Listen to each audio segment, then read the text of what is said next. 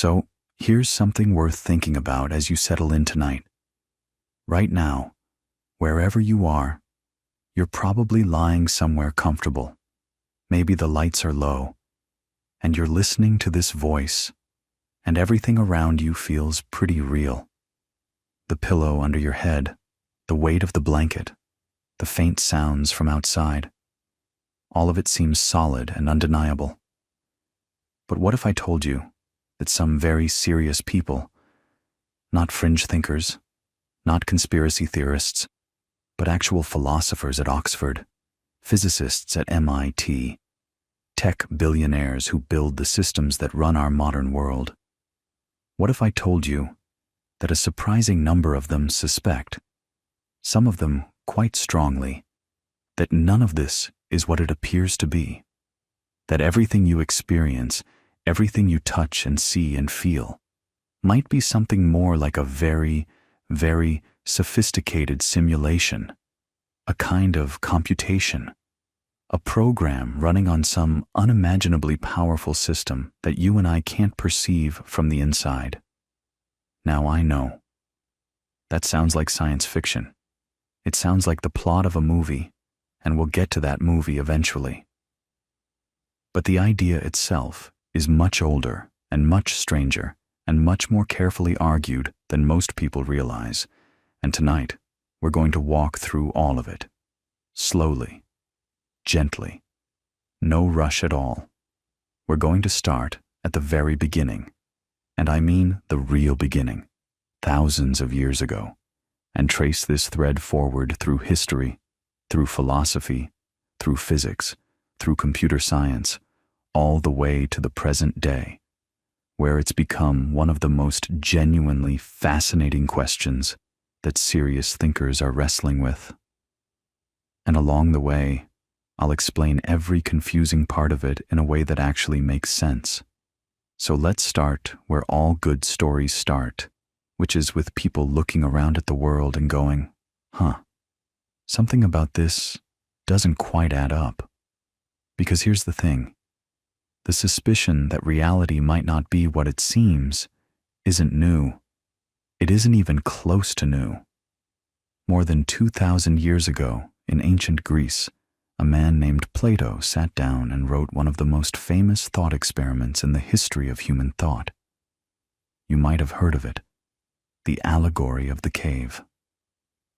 It shows up in a dialogue called The Republic, written around 375 BC, and it goes something like this. Imagine a group of people who have been chained inside a dark cave their entire lives. They're facing a blank wall. Behind them, there's a fire. And between the fire and the prisoners, other people walk back and forth carrying objects, statues, figures, shapes. The fire casts shadows of these objects onto the wall that the prisoners are staring at. And because the prisoners have never seen anything else, they believe the shadows are reality. That's all there is. The flickering shapes on the wall. That's the world. They give names to the shadows. They study the patterns. They think they understand everything.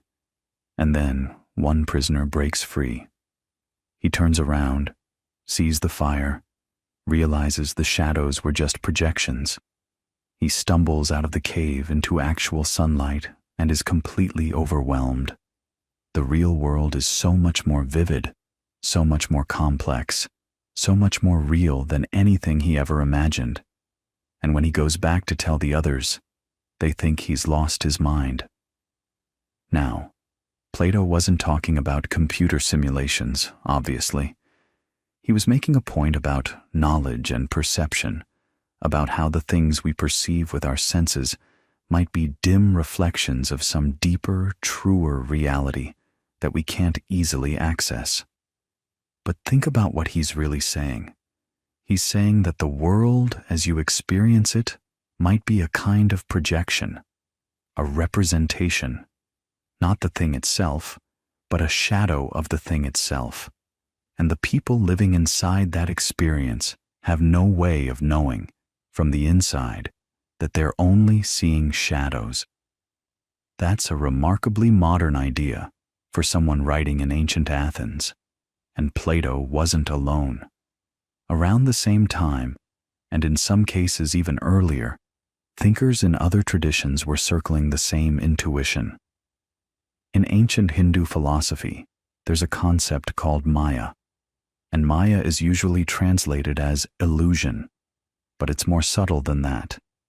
It doesn't mean the world is fake, exactly. It means the world as you perceive it is not the ultimate reality. It's a kind of veil. The physical universe, with all its colors and sounds and textures, is like a grand performance, a cosmic display, and the true nature of existence lies behind it, beyond what your senses can show you. The Upanishads, some of which date back to around 800 BC or even earlier, are full of this idea, that the material world is something like a dream being dreamed by a deeper consciousness. In Chinese philosophy, there's the famous story of Zhuangzi and the butterfly from around the 4th century BC. Zhuangzi falls asleep and dreams he's a butterfly, fluttering around, perfectly happy, with no awareness of being Zhuangzi at all. Then he wakes up, and he's Zhuangzi again. But here's the question he asks, and it's a beautiful question. Am I Zhuangzi who dreamed he was a butterfly, or am I a butterfly now dreaming that I'm Zhuangzi? And he doesn't answer it. He just leaves it hanging there. Because the point isn't to resolve it. The point is to notice that from inside either experience, the dream, or the waking life, you can't tell which one is real. So already, thousands of years before anyone had a computer, before anyone had electricity, before anyone had even a basic understanding of physics as we know it, human beings were independently arriving at this deeply unsettling intuition. That reality might be layered, that what we experience might not be the bottom layer, and that we might have no reliable way to tell. Now, let's jump forward about 2,000 years, because the next really big moment in this story happens in a cold room in the Netherlands in the winter of 1641. A French philosopher and mathematician named René Descartes is sitting by a stove. He actually mentions the stove, which I love, and he's trying to figure out if there's anything at all, that he can know for certain. And he decides to start by doubting everything, not because he's depressed or nihilistic, but as a method, a deliberate, systematic exercise. What if my senses are lying to me? What if the world I see is an illusion? What if some powerful being, he calls it an evil demon, a genius malignus? What if some malicious entity is feeding me false experiences, making me think there's a world out there when really there isn't? Think about that for a second. Descartes is basically describing, in 17th century language, exactly what we'd now call a simulation. An external intelligence creating a false reality that a conscious being can't distinguish from the real thing. He didn't have the word simulation. He didn't have the concept of a computer. But the logical structure of his thought experiment is almost identical to what we talk about today. And what's really interesting is what Descartes does next. He pushes the doubt as far as it can go. Maybe my body isn't real. Maybe mathematics is an illusion. Maybe everything is a trick. And then he hits something he can't doubt. The fact that he's doubting. The fact that there's a thinking thing doing the doubting. Cogito ergo sum. I think, therefore I am. That's the one thing the evil demon can't fake, because the very act of being deceived requires someone to be there being deceived. Now, whether Descartes actually solved the problem is a whole other conversation, and philosophers have been arguing about it ever since.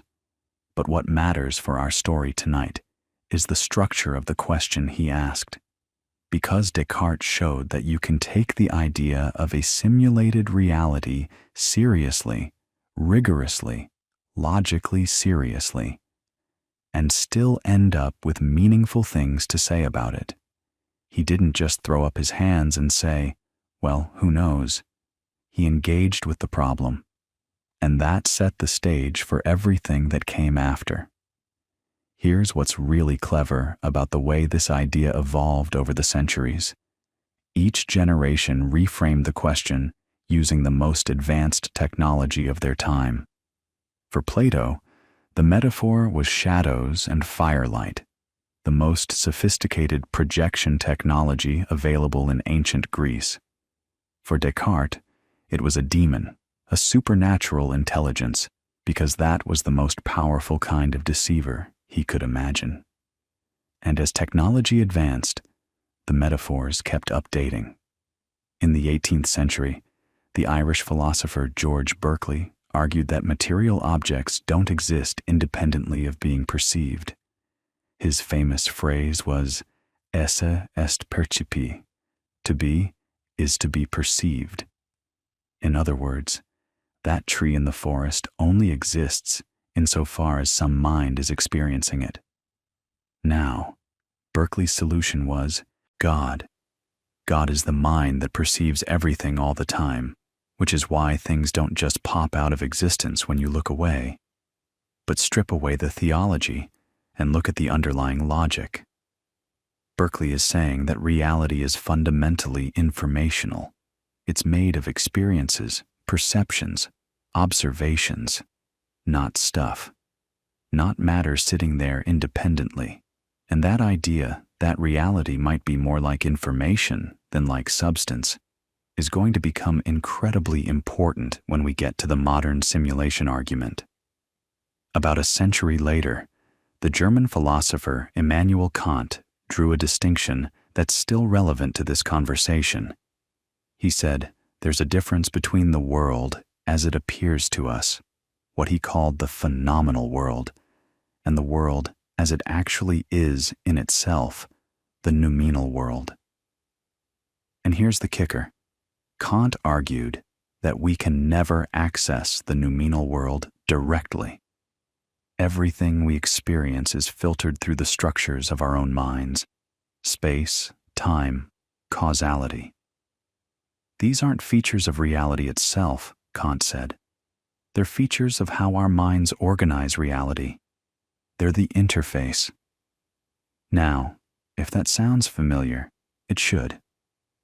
Because when people talk about simulation theory today, one of the core ideas is exactly this, that what we experience as space, time, and physical law might not be fundamental features of some underlying reality. They might be features of the simulation, the rendering engine, if you want to think of it that way, the rules that the program follows to generate our experience.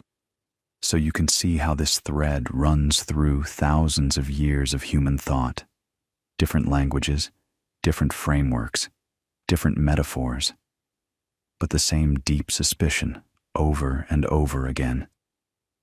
The world might not be what it seems. Our experience might be a construction, and we might be stuck inside it, like Plato's prisoners, staring at shadows and calling them real. But all of this was philosophy, brilliant philosophy, profound philosophy, but still philosophy. Arguments and thought experiments and intuitions. What changed everything? What turned this ancient suspicion into something that scientists and engineers and mathematicians could actually engage with was the invention of something that none of these earlier thinkers could have imagined, something that emerged in the middle of the 20th century, born out of war and mathematics and the peculiar genius of a man who could see further into the nature of computation than anyone who had ever lived. His name was Alan Turing, and in 1936, when he was just 23 years old, working on a problem in mathematical logic that most people would find impossibly abstract, he accidentally invented the conceptual foundation for every computer that has ever existed. And in doing so, he opened a door that nobody before him had ever even known was there. A door that connected the ancient philosophical question, is reality a construction? To something concrete, mechanical, buildable. Something you could actually make with wires and switches and tape. So, let's talk about what Turing was actually doing in 1936, because the story is wonderful and strange, and it matters enormously for understanding why simulation theory became something more than a philosophical curiosity. Turing was a graduate student at King's College, Cambridge, and he was wrestling with a problem that had been posed a few years earlier by the great German mathematician David Hilbert. Hilbert had asked what seemed like a reasonable question. Is there a systematic procedure, an algorithm we'd say now, that can determine whether any given mathematical statement is true or false? Just feed in the statement, turn the crank, and out comes the answer. Yes or no, true or false. Hilbert believed the answer was yes. He believed mathematics was, at its core, a complete and decidable system. Everything could be proven, and there was a method for doing the proving. Now, that dream had already taken a serious hit in 1931 when Kurt Gödel published his incompleteness theorems, which showed that any consistent mathematical system powerful enough to describe basic arithmetic would necessarily contain true statements that couldn't be proven within the system. That was a shock. But Hilbert's specific question about decidability, what he called the Entscheidungsproblem, which is just German for decision problem, was still open. Could you build a mechanical procedure that would settle any mathematical question? Turing's answer was no. But here's what's remarkable. To prove that no such procedure could exist, he first had to define, with absolute mathematical precision, what a procedure even was. What does it mean to compute something? What does it mean to follow a set of rules mechanically, step by step, without any creativity or intuition? Nobody had ever pinned this down rigorously before.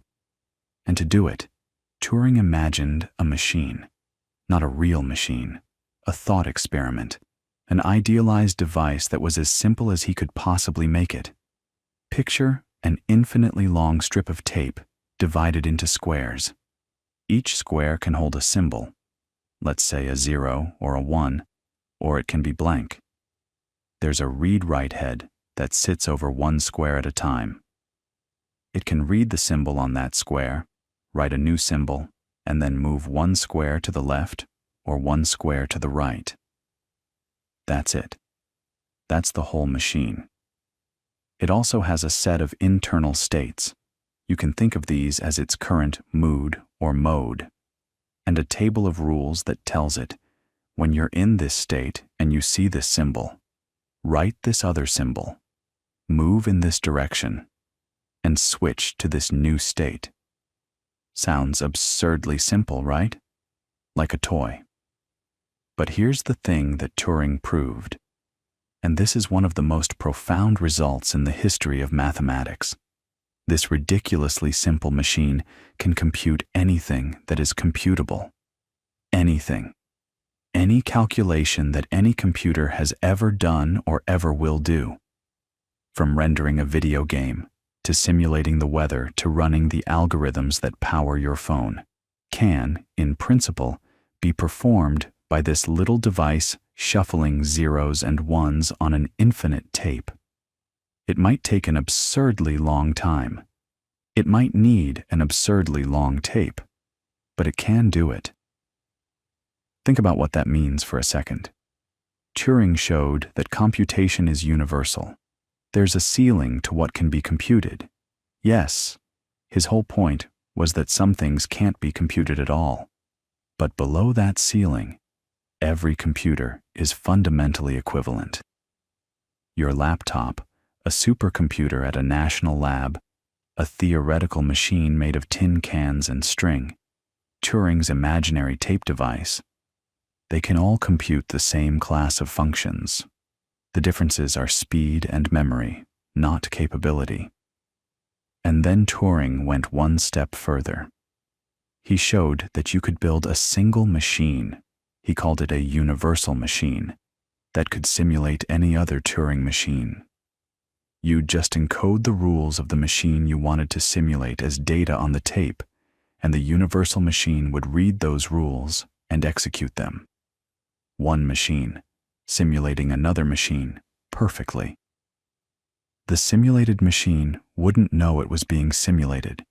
It would just run, following its rules, producing its outputs, as if it were a real, standalone device. Now, do you hear the echo? One system running inside another system.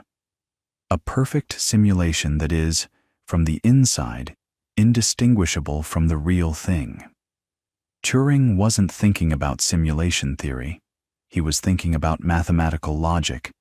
But he had just demonstrated that simulation, in a precise and rigorous sense, is a fundamental feature of computation. It's not a side effect. It's not a trick. It's built into the very nature of what it means to compute. And this is where the ancient philosophical thread and the mathematical thread start to braid together. For thousands of years, thinkers had wondered whether our reality might be some kind of construction, a shadow play, a dream. But they had no mechanism. They had no model for how such a thing could work. Turing gave them one. Not intentionally, he was solving a problem in pure mathematics, but the framework he created turned out to be exactly the conceptual tool that would eventually make simulation theory feel not just philosophically interesting, but scientifically plausible. But we're getting ahead of ourselves. In 1936, none of this was on anyone's mind. What was on people's minds, increasingly, was war. And it was war that would take Turing's abstract, theoretical machine and turn it into something real, something physical, something that would change the world in ways nobody could have predicted. When World War II broke out, Turing was recruited to Bletchley Park, the British code-breaking center, where he worked on cracking the German Enigma cipher. The details of that story are fascinating. The bomb machines, the brilliant shortcuts Turing devised to narrow down the astronomical number of possible settings. But what matters for our thread is what came after. The war accelerated the development of electronic computing machines at an incredible pace. By the mid-1940s, machines like Colossus in Britain and ENIAC in the United States were actually being built. Real, physical computers. Not tape and symbols thought experiments, but rooms full of vacuum tubes and wires, humming with electricity, performing calculations thousands of times faster than any human could. And almost immediately, people started asking a question that would have delighted Plato and Descartes and Zhuangzi. Could these machines think? Could they be conscious? Could they simulate a mind? Turing himself took this question seriously. In 1950, he published a paper called Computing Machinery and Intelligence, and in it he proposed what became known as the Turing test. The idea was elegant and provocative. Forget about trying to define thinking or consciousness. Those concepts are too slippery. Instead, ask a practical question. If a machine can carry on a conversation with a human through text, and the human can't tell whether they're talking to a machine or another person, then for all practical purposes, the machine is thinking, or at least we have no good reason to deny it. This was a deeply simulation-flavored idea. Turing was saying that if the simulation is good enough, if the output is indistinguishable from the real thing, then the distinction between real and simulated might not be meaningful. Sound familiar? It's the butterfly dream all over again. It's Plato's shadows, except now the shadows are being generated by vacuum tubes and logic gates.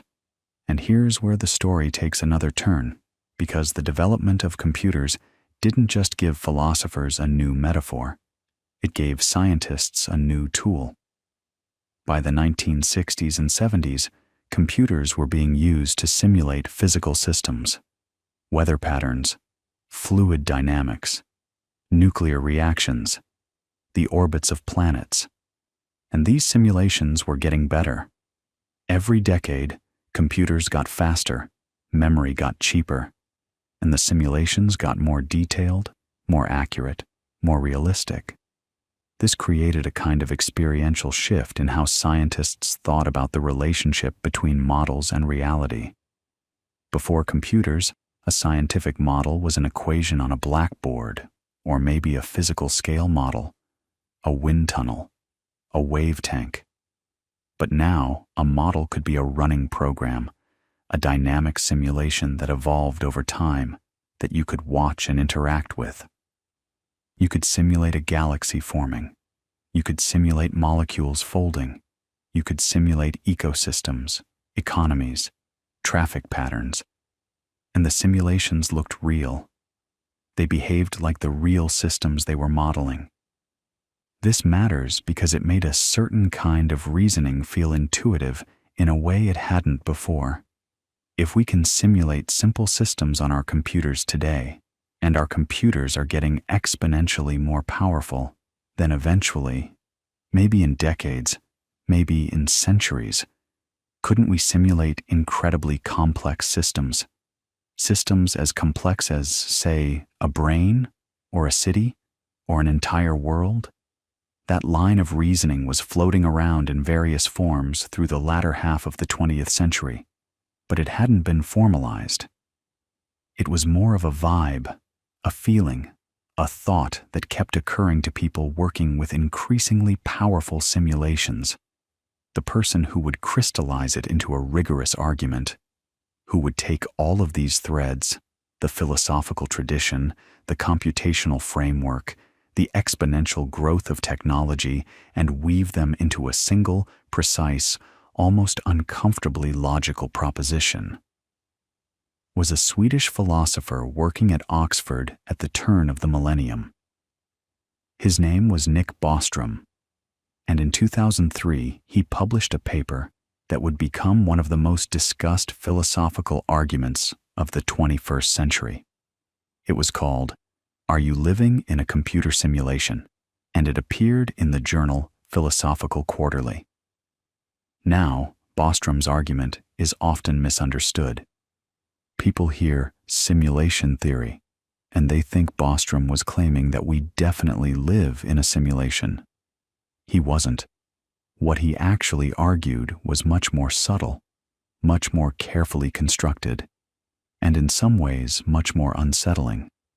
But before we get into the details of Bostrom's argument, and we will, because it deserves a careful, slow walkthrough, let's spend a moment with the man himself, because his background matters.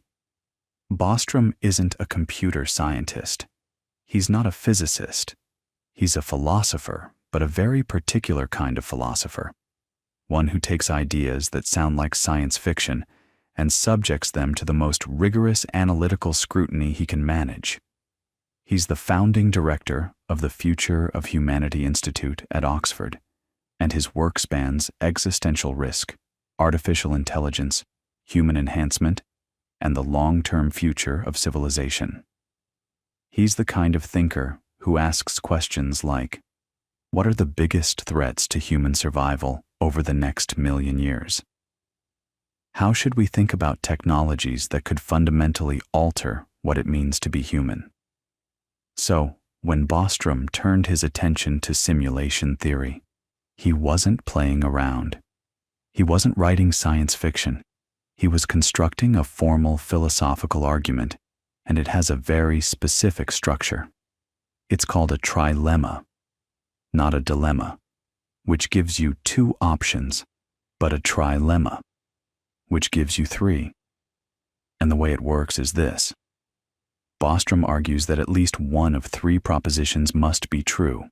Not all 3, not 2, at least 1. And the 3 propositions are these. Proposition 1. Almost all civilizations at our level of development go extinct before they reach a stage where they could run simulations of conscious minds. Proposition 2. Civilizations that do reach that stage are, for whatever reason, overwhelmingly uninterested in running such simulations. And Proposition 3. We are almost certainly living in a computer simulation right now. Let that sit for a second. Just let it breathe. Because the power of this argument isn't in any single one of those propositions. It's in the logical structure that connects them. Bostrom is saying, look, one of these 3 things has to be true. You get to pick which one you find most plausible, but you don't get to reject all 3. The math won't let you.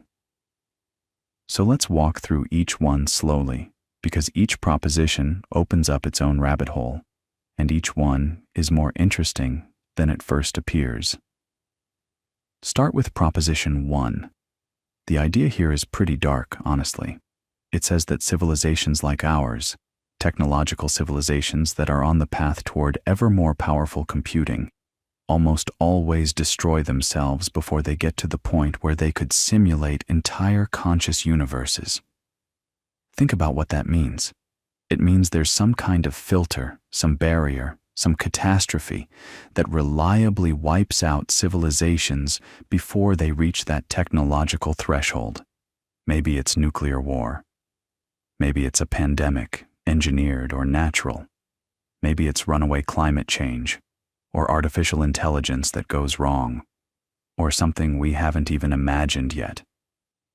The point is, if Proposition 1 is true, then the reason we're not living in a simulation is essentially because nobody's left alive to build one. Every civilization that might have done it crashed and burned first.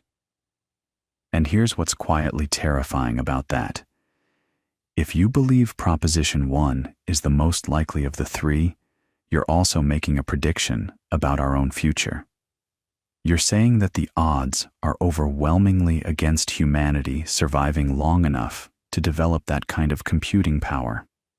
That's not a comfortable thought. But it's a logically coherent one, and Bostrom takes it seriously, which is part of why his work on existential risk is so closely tied to this argument.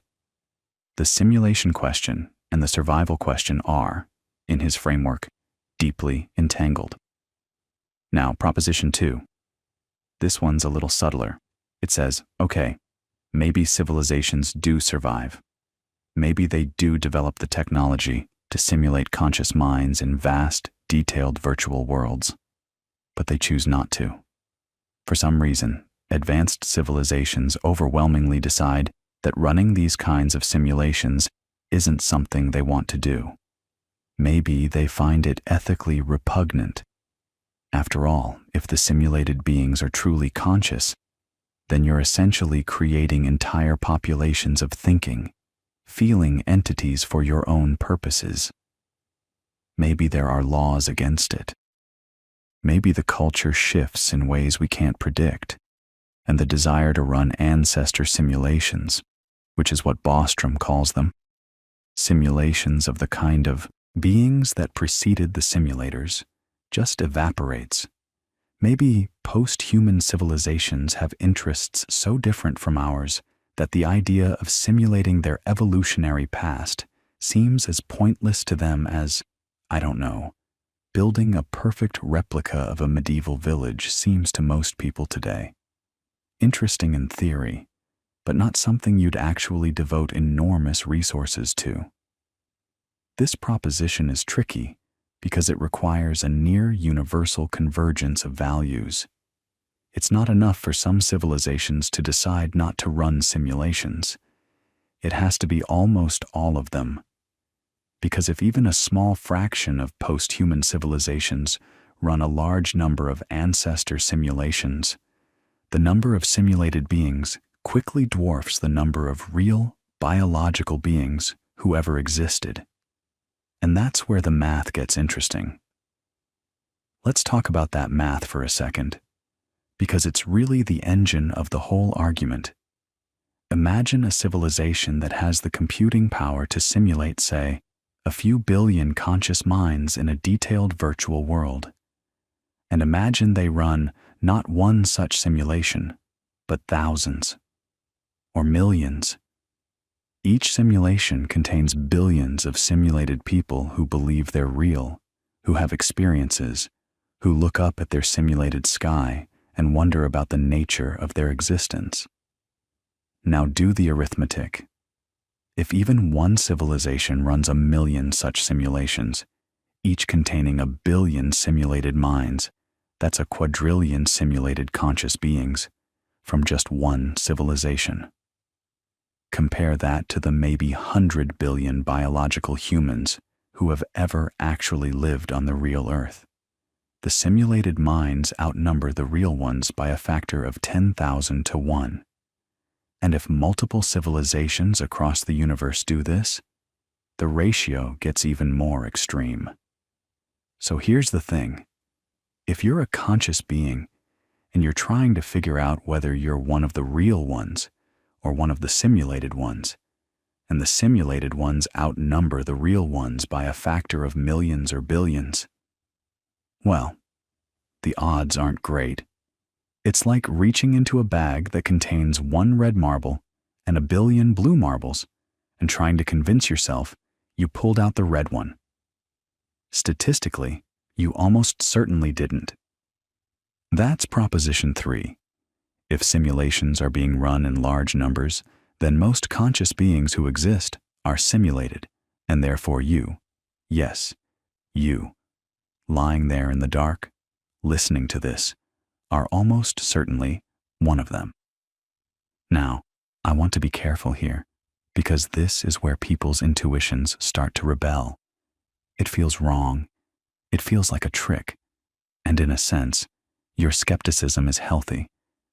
We should always be suspicious of arguments that lead to dramatic conclusions through seemingly simple logic.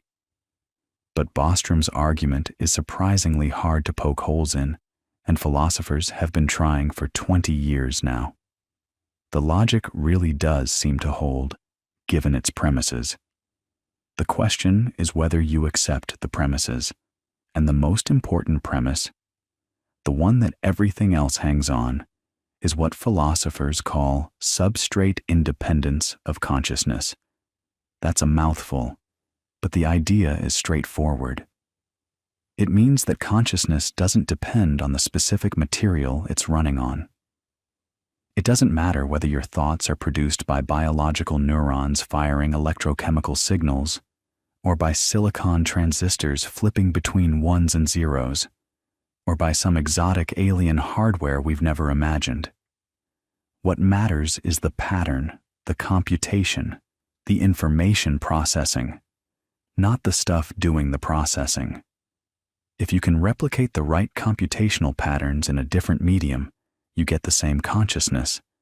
Think of it like music. A symphony doesn't care whether it's being played by a full orchestra in Vienna or reproduced by speakers connected to a digital file on your phone. The physical medium is different, vibrating strings and brass tubes versus tiny electromagnetic coils pushing air, but the music is the same. The pattern is what matters. Substrate independence says consciousness works the same way.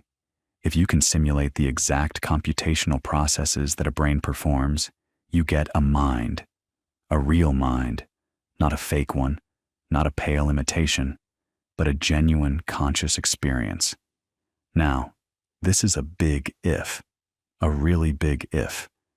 And it's worth acknowledging that we don't actually know whether substrate independence is true.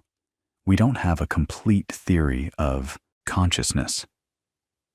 We don't fully understand why certain physical processes give rise to subjective experience and others don't.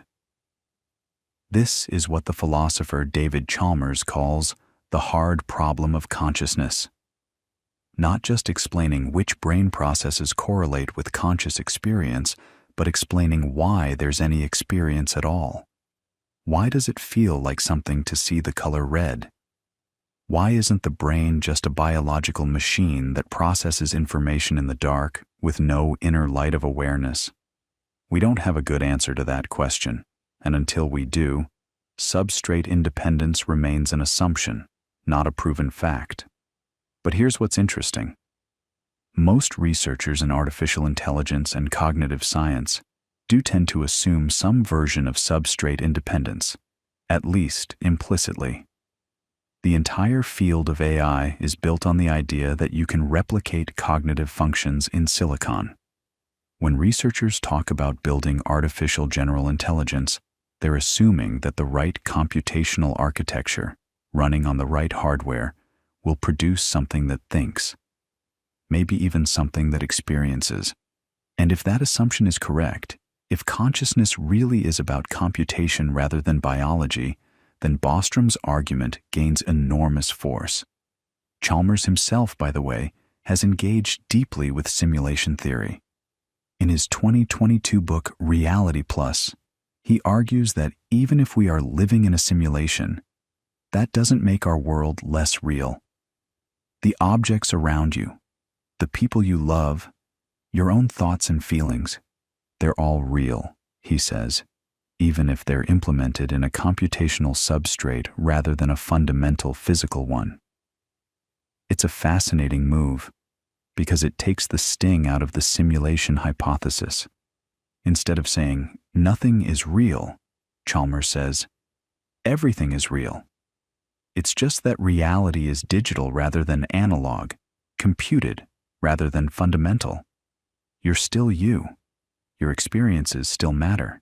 The sunset is still beautiful. It's just running on different hardware than you assumed. But let's come back to Bostrom's trilemma, because there's a subtlety that often gets lost. Remember, the argument doesn't tell you which of the three propositions is true. It just says, at least one must be.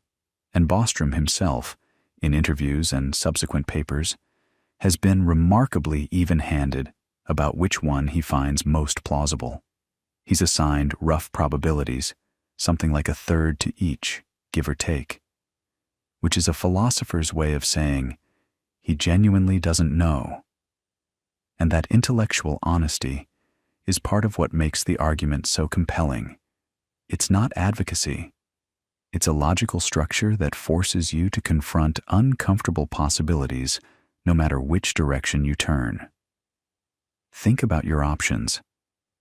If you reject Proposition 3, if you insist that we're definitely not in a simulation, then you have to accept either that humanity is almost certainly doomed before reaching technological maturity, or that advanced civilizations universally choose not to run simulations. Neither of those is particularly comforting. And if you reject both of those and say, no, civilizations survive and some of them do run simulations, then you're driven inexorably toward Proposition 3. The logic is a kind of trap, elegant and inescapable, and that's exactly what Bostrom designed it to be. Now, the paper landed in 2003, and it didn't immediately set the world on fire. Academic philosophy moves slowly, and the simulation argument was, at first, treated as a clever curiosity, an interesting thought experiment, but not something that would reshape the field. But then, something happened. The argument started leaking out of philosophy departments and into the broader culture. Physicists started engaging with it. Computer scientists started engaging with it. And then, in a development that Bostrom probably couldn't have predicted, it caught the attention of Silicon Valley. And this is where the story takes a turn that's almost too perfect, because the people who were building the most powerful computers in the world, the people who were, in a very real sense, making Bostrom's hypothetical simulators more plausible with every passing year, started taking the argument very seriously indeed. Elon Musk famously said in 2016 that the odds we're living in base reality are 1 in billions. That's a strong claim, and it's worth understanding why someone like Musk, who is not a philosopher but is deeply embedded in the world of technology, would find the argument so persuasive. It's because he can see the trajectory. He watches computing power double and redouble. He watches virtual worlds grow more detailed and more immersive every year. He watches artificial intelligence get better at modeling complex systems. And he does the extrapolation in his head and thinks, if this keeps going, we will eventually be able to simulate conscious minds. And if we can, someone will. And if someone does, the math takes over. But not everyone in the technology world was so quick to agree. And the objections that emerged from philosophers, physicists, and computer scientists alike are genuinely fascinating because they force you to think about the deepest questions in physics and computation. Questions like, is the universe actually computable? Can you simulate the laws of physics perfectly, or are there fundamental limits? And what would a simulation even look like from the inside? Would there be glitches, seams, telltale signs that the world around you is not quite what it seems? Let's start there, actually, with that last question, because it's the one that grabs people first. It's the most visceral version of the objection. If we're in a simulation, shouldn't we be able to tell? Think about it this way. You've played video games, right? And even in the best ones, even in the most photorealistic, open-world game you've ever seen, there are limits. Walk far enough in any direction, and you hit an invisible wall, or the terrain just stops rendering, or the physics engine does something weird. A character's arm clips through a table. A car bounces off a curb and launches into the sky. Water flows uphill for a frame or two before correcting itself. These are artifacts of the simulation. They're the places where the computational shortcuts become visible, where the illusion breaks down because the system doesn't have infinite resources and has to cut corners somewhere. So the natural question is, if our universe is a simulation, where are the glitches? Where are the invisible walls? Where does the physics engine stutter? And some people have actually tried to answer that. There's a genuinely interesting line of thinking that says, maybe we do see glitches. We just interpret them as fundamental features of reality rather than bugs. Take quantum mechanics. Seriously, think about quantum mechanics for a second. At the smallest scales, particles don't have definite positions until you measure them. They exist in superpositions, in probability clouds, and the act of observation seems to collapse those probabilities into definite outcomes. That is profoundly weird. Physicists have been arguing about what it means for almost a century, and there's still no consensus. Now, if you're a game developer, you know a trick called level of detail rendering. The idea is simple. Don't waste processing power rendering things nobody's looking at. If the player's camera is pointed north, you don't need to fully render the scenery to the south. You keep it vague, low resolution, maybe just a rough approximation, and you only snap it into full detail when the player turns around and actually looks at it. It saves enormous amounts of computation. And here's the thing. Doesn't quantum mechanics kind of look like that? Particles that don't have definite properties until they're observed? A universe that seems to render itself into specificity only when something interacts with it, only when a measurement happens? Some people have looked at that and said, that's exactly what you'd expect from a simulation that's trying to conserve processing power. Don't calculate what you don't need to calculate. Keep everything in a fuzzy, probabilistic state until something forces you to commit to a specific outcome. It's a seductive analogy. Really seductive.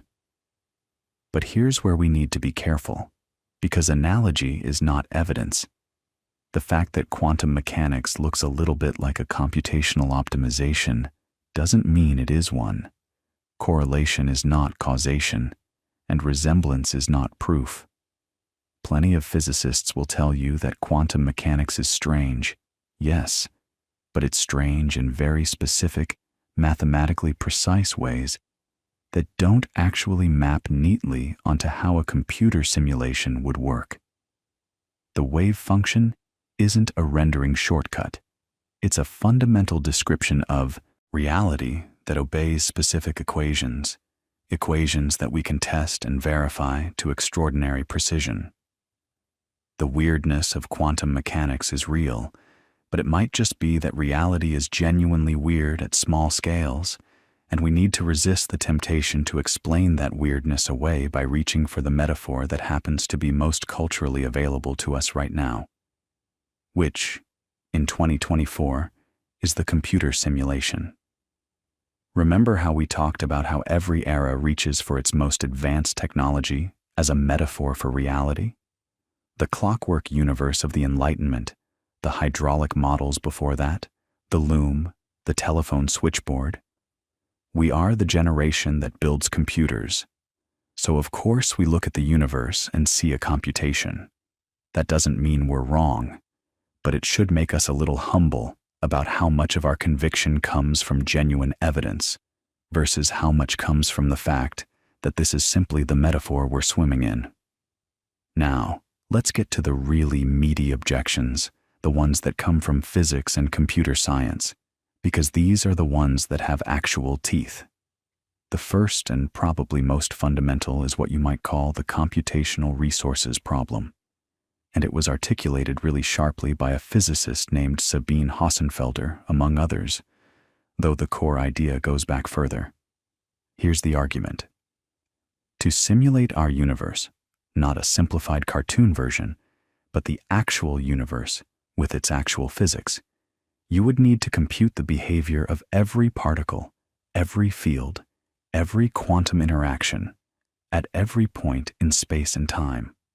And the number of calculations required for that is not just large. It's not just astronomically large.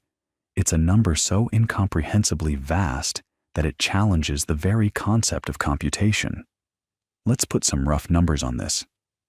The observable universe contains something on the order of 10 to the 80th atoms. That's a 1 followed by 80 zeros. Each of those atoms interacts with other atoms according to the laws of physics, and those interactions happen continuously, at timescales down to the Planck time, about 5.4 times 10 to the negative 44 seconds.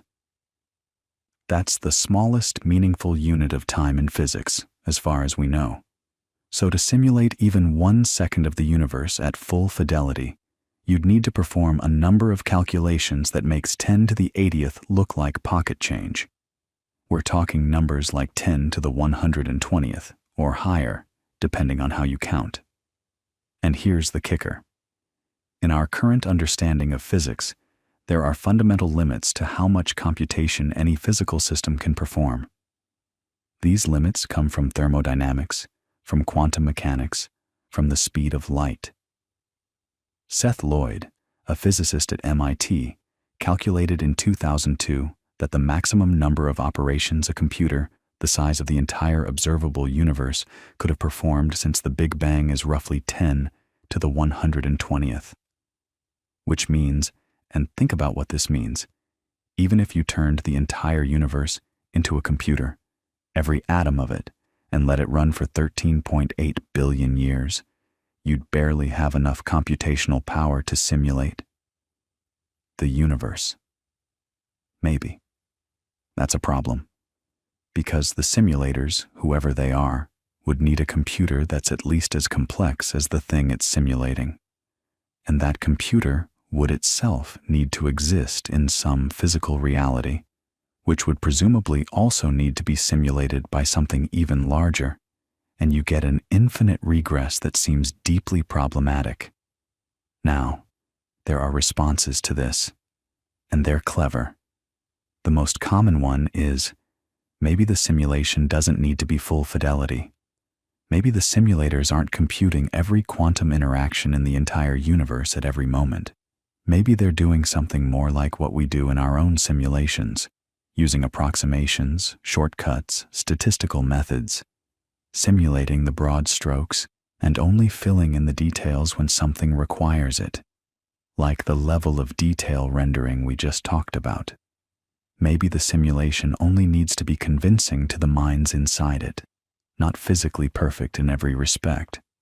And that's a reasonable response, but it opens up its own questions. Because if the simulation is using approximations, then those approximations should in principle be detectable. If the simulators are rounding off quantum calculations or using a discrete grid instead of truly continuous spacetime, there should be signatures of that.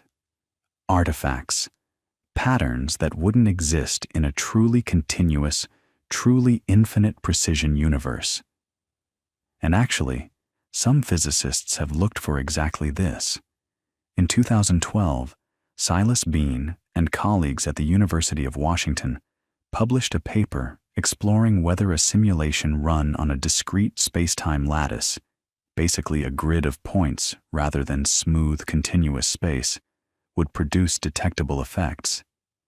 They argued that such a lattice would impose a subtle directionality on the propagation of ultra-high-energy cosmic rays. Instead of arriving from all directions equally, cosmic rays above a certain energy threshold would preferentially align with the axis of the lattice. It was a genuinely clever idea, a way to test, at least in principle, whether our spacetime has a hidden grid structure. The results were inconclusive. The data didn't clearly show the predicted effect, but the energy levels involved were right at the edge of what we can observe, so it wasn't a definitive refutation either. It was more of a proof of concept, a demonstration that the simulation hypothesis isn't purely philosophical, that you can at least imagine empirical tests for it. But it also highlighted how hard those tests are in practice.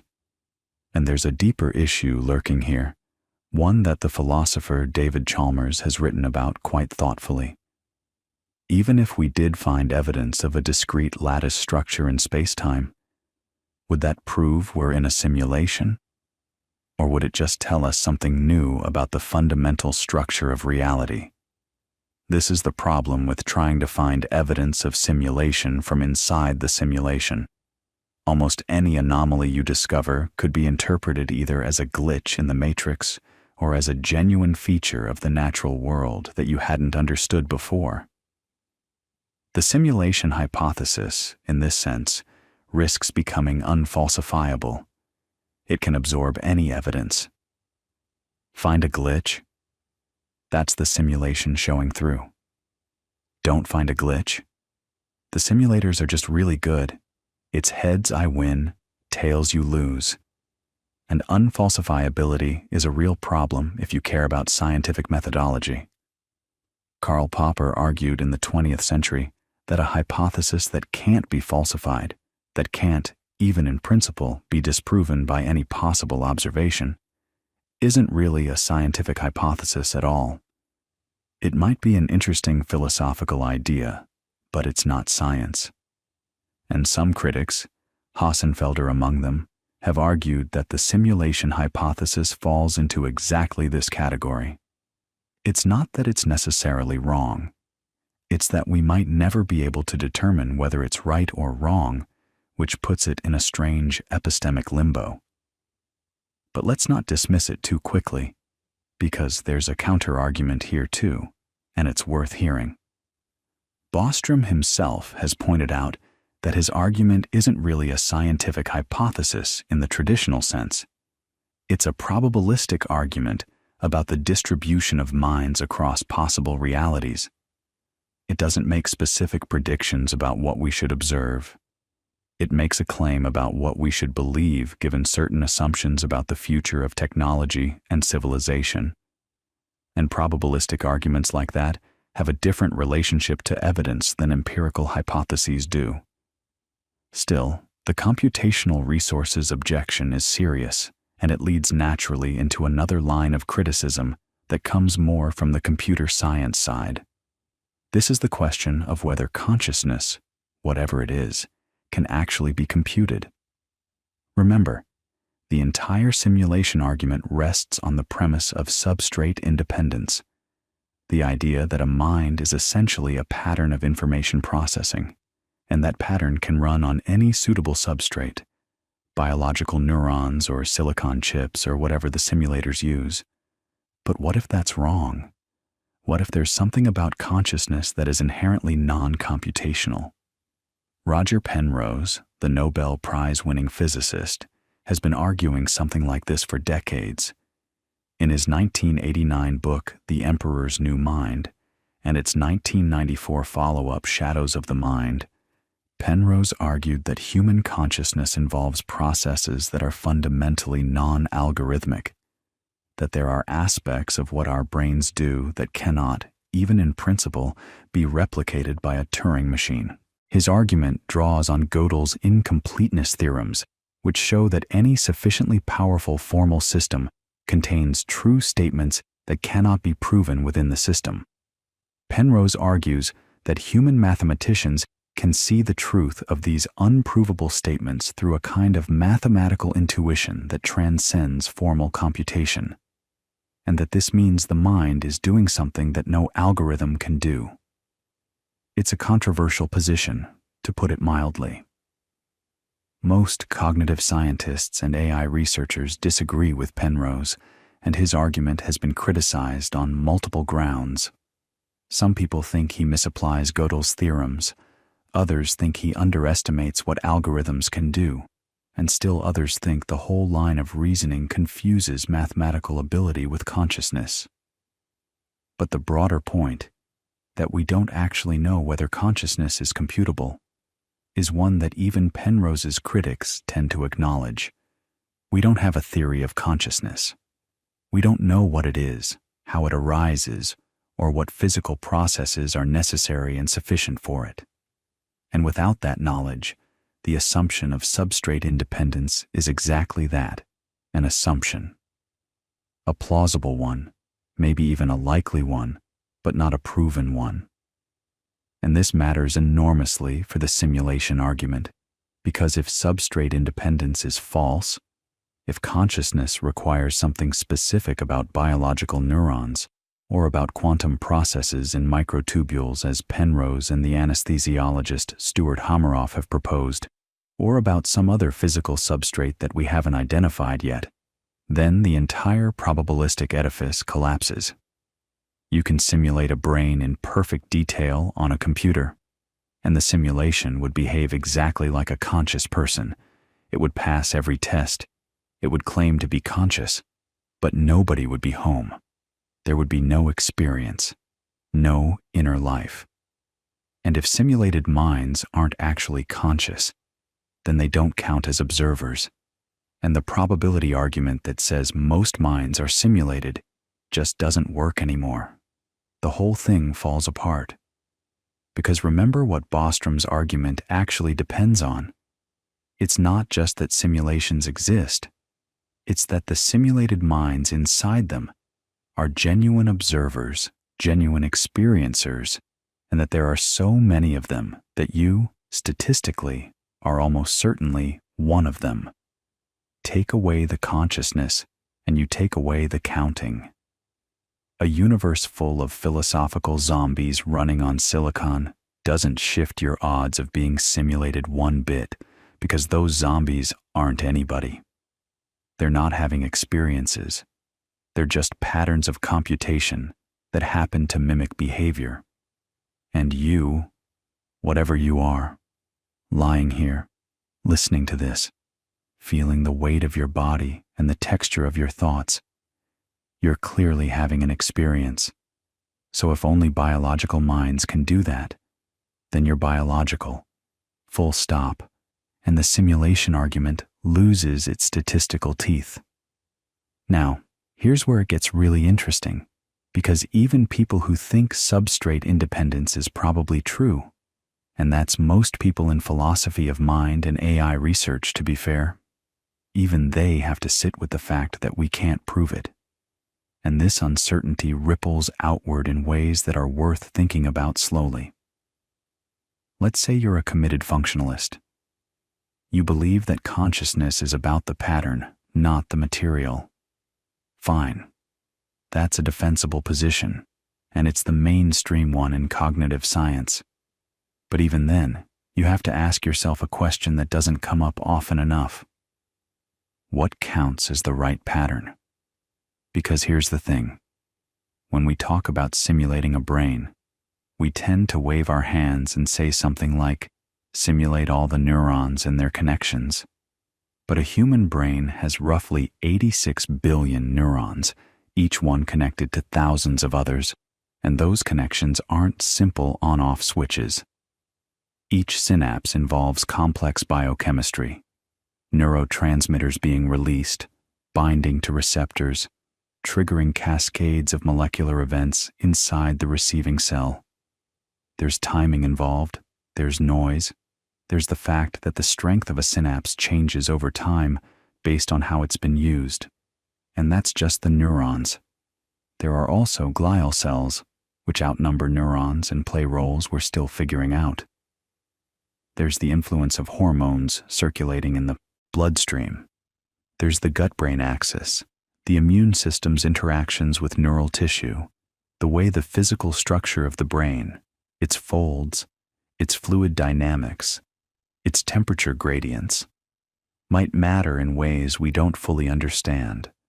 So when someone says, simulate a brain, at what level of detail do you simulate it? Do you need every molecule, every atom, every quantum state of every subatomic particle? Or can you get away with a higher level abstraction? Just the neurons and their firing patterns maybe, like a very sophisticated neural network? The answer depends entirely on what level of physical detail is actually relevant to consciousness, and we don't know the answer to that. We genuinely don't. It's one of the deepest open questions in all of science. This is sometimes called the grain problem, and it's a sneaky one.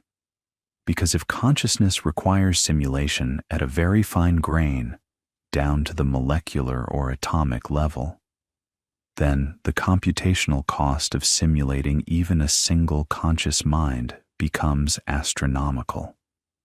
And if it requires quantum-level simulation, then we're back to the computational limits that people like Sabine Hossenfelder worry about, where simulating a universe at quantum resolution might require a computer larger than the universe itself.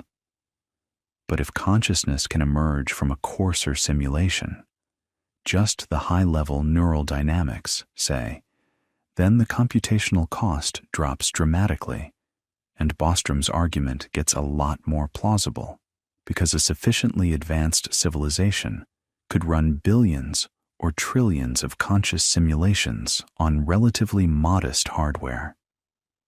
Think about that for a second. The plausibility of the simulation argument might hinge on a question about the granularity of consciousness that we currently have no way to answer. It's turtles all the way down, in a sense. Every time you try to pin down the argument, it leads you to another open question, another place where our understanding just runs out. And this connects to something that the philosopher Erich Schwitzgebel has written about beautifully, which is what he calls the craziest position in philosophy of mind. Schwitzgebel points out that all of our theories of consciousness have implications that seem, frankly, nuts. If you're a functionalist who thinks consciousness is about information processing patterns, then you might have to accept that a sufficiently complex economy, or the entire internet, or a giant lookup table could be conscious. If you're a panpsychist who thinks consciousness is a fundamental feature of matter, then every electron has some tiny spark of experience. If you're a biological naturalist who thinks consciousness requires specific biological processes, then you have to explain why carbon-based chemistry is special in a way that silicon isn't, even though they can implement the same computations. Every path leads somewhere weird, and Schwitzgebel's point is that we should be humble about this. We should hold our theories of consciousness lightly, because we're probably wrong about something fundamental, and we don't even know which fundamental thing we're wrong about. This humility matters for the simulation argument, because the argument's conclusion depends critically on which theory of consciousness turns out to be correct, and we're nowhere close to settling that question. The simulation hypothesis isn't just a claim about computing power or the future of technology. It's deeply entangled with the hardest problem in all of philosophy and science, and that's part of what makes it so fascinating and so frustrating at the same time. But let's set aside the consciousness question for now. Not because it's settled, but because there's another whole dimension of the simulation debate that we haven't really explored yet. And it's one that takes us in a completely different direction. Let's talk about what a simulation would actually look like from the inside, and whether we could ever detect it. This is the empirical side of the question, and it's where things get genuinely scientific, or at least where people have tried to make them scientific. We touched on the Bean, Davuti, and Savage paper from 2012 earlier, the one about lattice QCD signatures in cosmic rays. But that's just one example of a broader effort to think about what observable consequences a simulated reality might have. And the deeper you go into this, the more you realize how slippery the whole project is. Here's the basic idea. If our universe is a simulation running on some kind of computational substrate, then maybe, just maybe, the simulation has limitations that would show up as observable features of our physics. Think of it like this. If you're playing a video game and you look really carefully, you can sometimes see the edges of the simulation. Textures that repeat, objects that pop into existence when you get close enough, physics that breaks down in extreme situations. The question is whether our universe has anything like that. Seams, glitches, artifacts of the underlying computation. And some physicists have pointed to features of our universe that are at least suggestive, even if they're far from conclusive. The speed of light, for instance. Why is there a maximum speed at all? In a simulation, a speed limit might exist because information can only propagate so fast through the computational substrate. The Planck length, the smallest meaningful length scale in physics, about 10 to the minus 35 meters, could be interpreted as a kind of pixel size, a minimum resolution below which the simulation doesn't bother to render detail. The quantization of energy levels in atoms, the discrete nature of electric charge, the fact that so many physical quantities come in indivisible chunks rather than smooth continua. All of these could be seen as artifacts of a digital simulation, where everything ultimately reduces to discrete computational steps. But here's the thing, and this is really important. The fact that these features could be interpreted as evidence of simulation doesn't mean they are evidence of simulation. This is the same trap we keep falling into, the one where every era interprets reality through the lens of its most advanced technology. We live in the age of computers, so we look at quantization and see pixels. But quantization in physics was discovered and explained long before digital computers existed. Max Planck introduced the quantum of action in 1900. Niels Bohr proposed quantized electron orbits in 1913. These features of reality have perfectly good explanations within physics itself. They emerge from the mathematics of quantum mechanics, which has been tested to extraordinary precision. Interpreting them as evidence of simulation is like interpreting the beauty of a sunset as evidence that God is a painter. It's a metaphor, not an argument. And this brings us back to something that David Chalmers has emphasized, which is the deep problem of distinguishing between features of the simulation and features of the simulated physics. If you're inside a simulation, the laws of physics you observe are the laws the simulation implements. Quantization isn't a glitch, it's a feature. The speed of light isn't a limitation of the hardware, it's a rule of the game. From inside, you can't tell the difference between this is how reality fundamentally works, and this is how the simulation was programmed.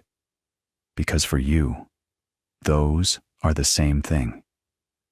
It's like asking a character in a novel whether the rules of grammar are evidence that they're fictional. The rules of grammar are just how their world works.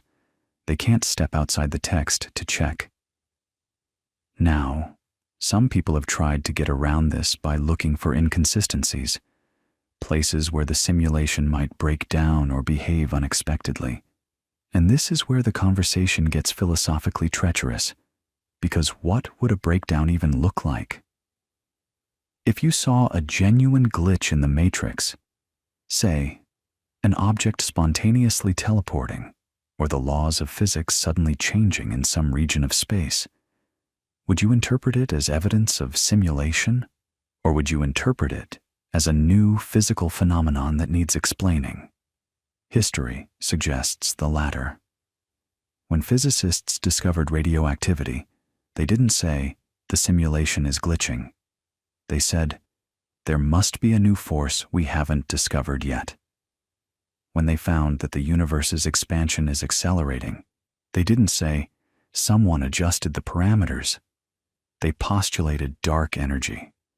The scientific instinct is always to explain anomalies within the framework of natural law, not to invoke an external programmer. And Chalmers makes the further point that a sufficiently sophisticated simulation could, in principle, detect and correct any anomalies before the inhabitants noticed them. Think about it. If you're running a simulation and you spot a bug, you patch it.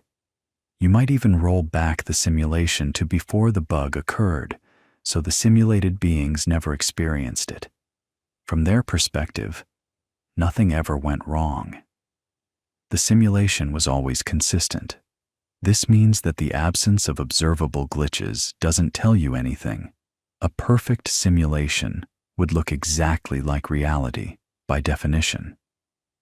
So where does that leave us? It leaves us in a genuinely strange epistemic position, and this is something that the philosopher Barry Dainton has written about thoughtfully.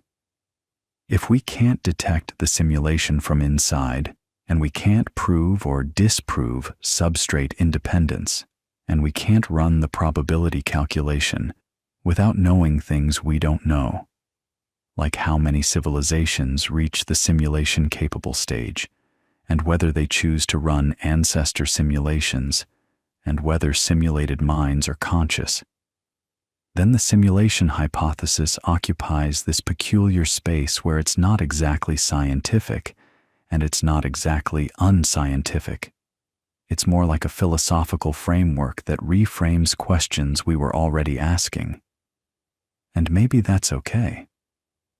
Maybe the value of the simulation argument isn't in its conclusion, but in the questions it forces you to confront. Questions about the nature of consciousness, the limits of computation, the relationship between mathematics and physical reality, the meaning of probability when applied to your own existence. These are questions that matter regardless of whether we're simulated, and thinking about them carefully, even late at night, even half asleep, is a worthwhile thing to do. But there's another angle on all of this that we haven't touched yet, and it's one that takes us into surprisingly practical territory. Because it turns out that the question of whether we live in a simulation has unexpected connections to some very real, very concrete problems in physics and computer science. And one of the most fascinating of these connections involves something called the holographic principle, which sounds like science fiction, but is actually one of the most important ideas in theoretical physics over the last 30 years. It started with black holes, of all things, and with a puzzle that a physicist named Jacob Bekenstein stumbled onto in the early 1970s. Bekenstein was working on black holes, which at the time were still pretty exotic objects in theoretical physics. People had accepted that they existed, more or less, but there were deep puzzles about how they behaved. And one of the biggest puzzles had to do with entropy. Entropy, if you haven't thought about it in a while, is basically a measure of disorder, or more precisely, a measure of how many different microscopic arrangements could produce the same macroscopic state.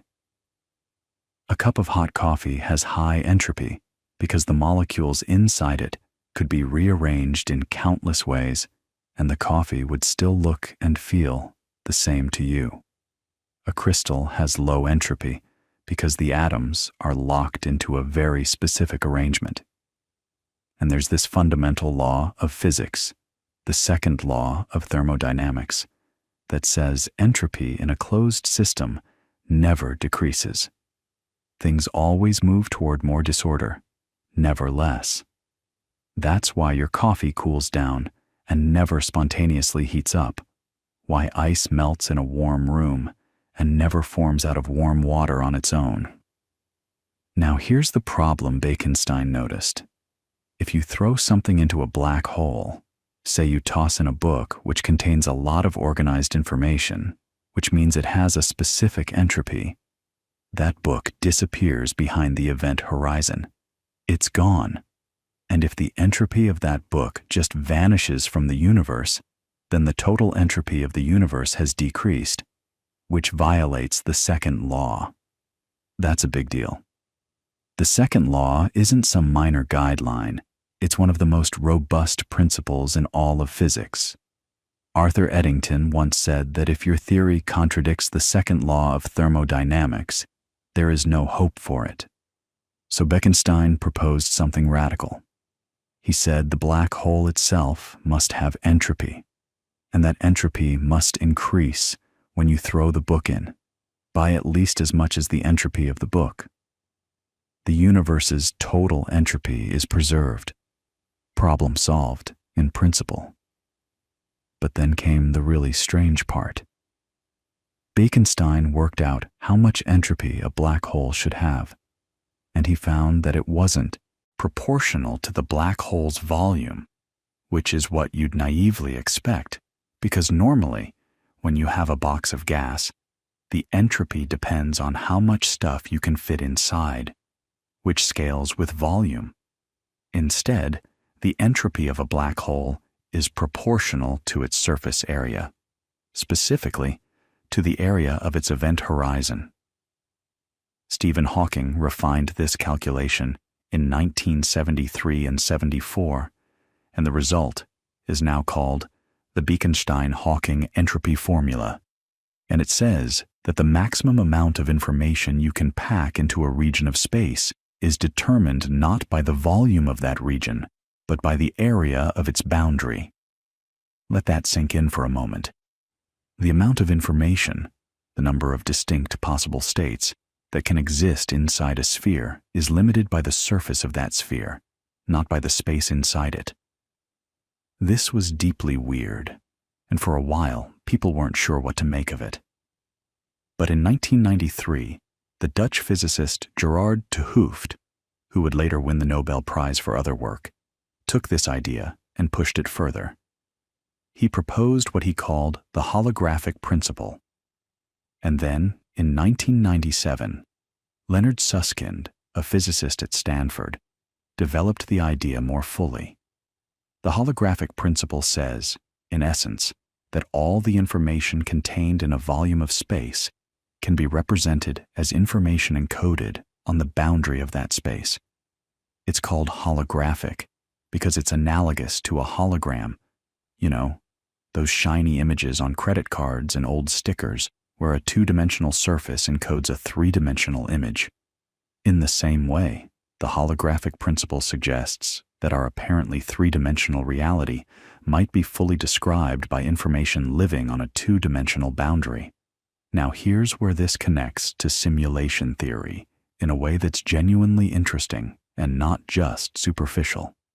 If the holographic principle is correct, and there's substantial theoretical evidence that it is, particularly from a landmark result by the physicist Juan Maldacena in 1997 involving something called the ADS/CFT correspondence, which showed a precise mathematical equivalence between a theory of gravity in a certain kind of space and a quantum field theory living on the boundary of that space.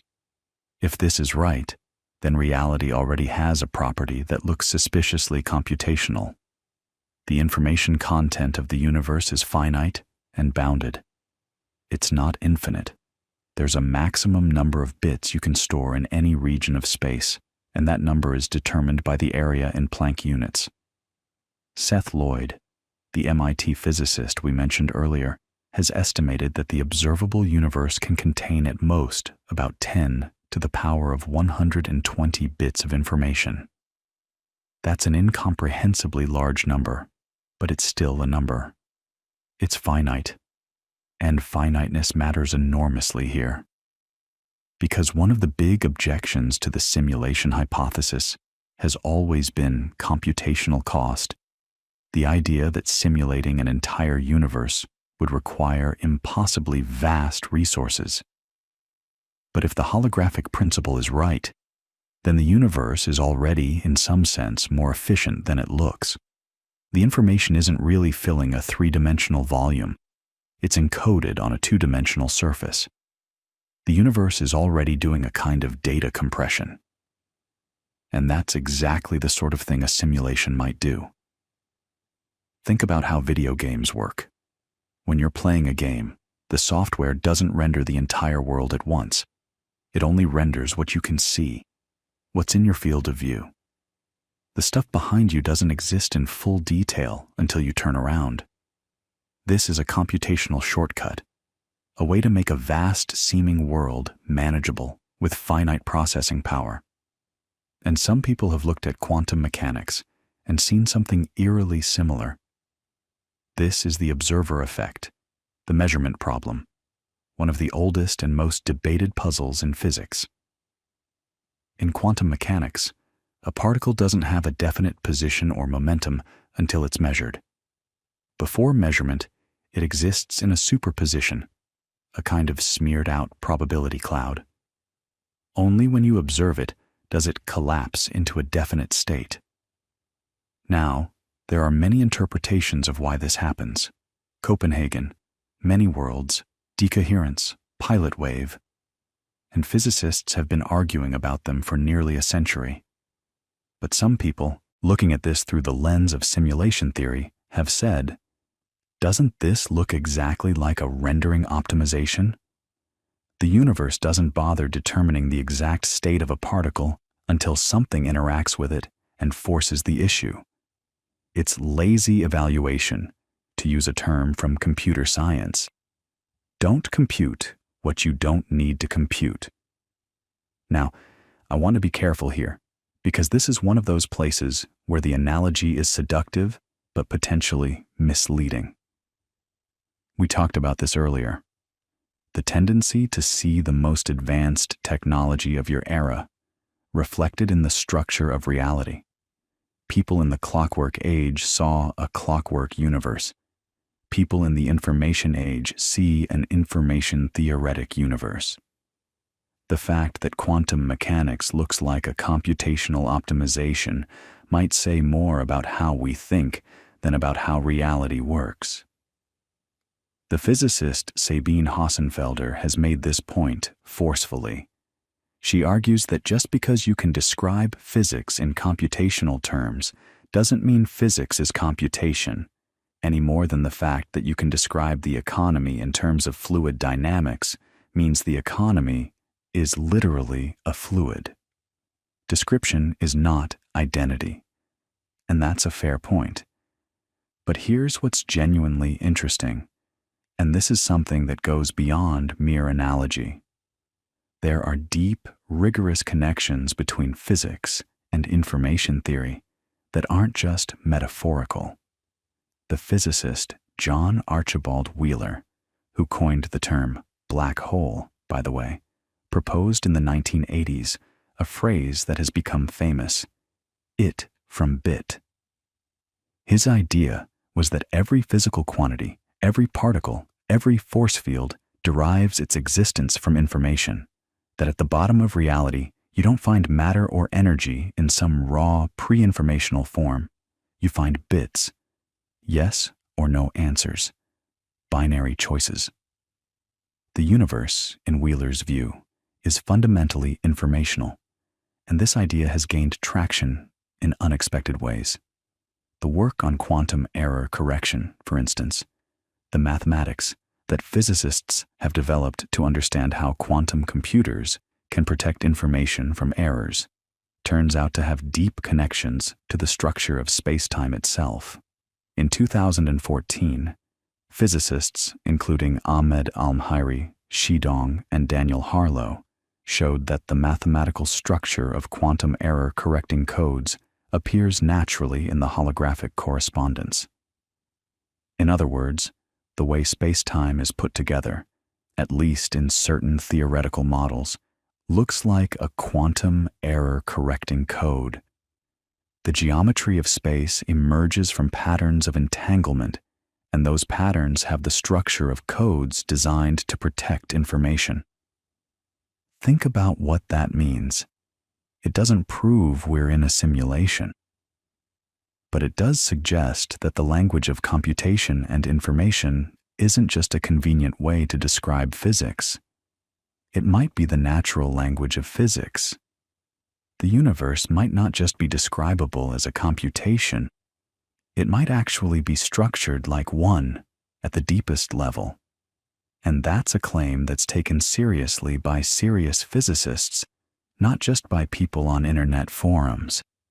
This is where the simulation hypothesis starts to blur into something more respectable, something that looks less like a thought experiment and more like a research program.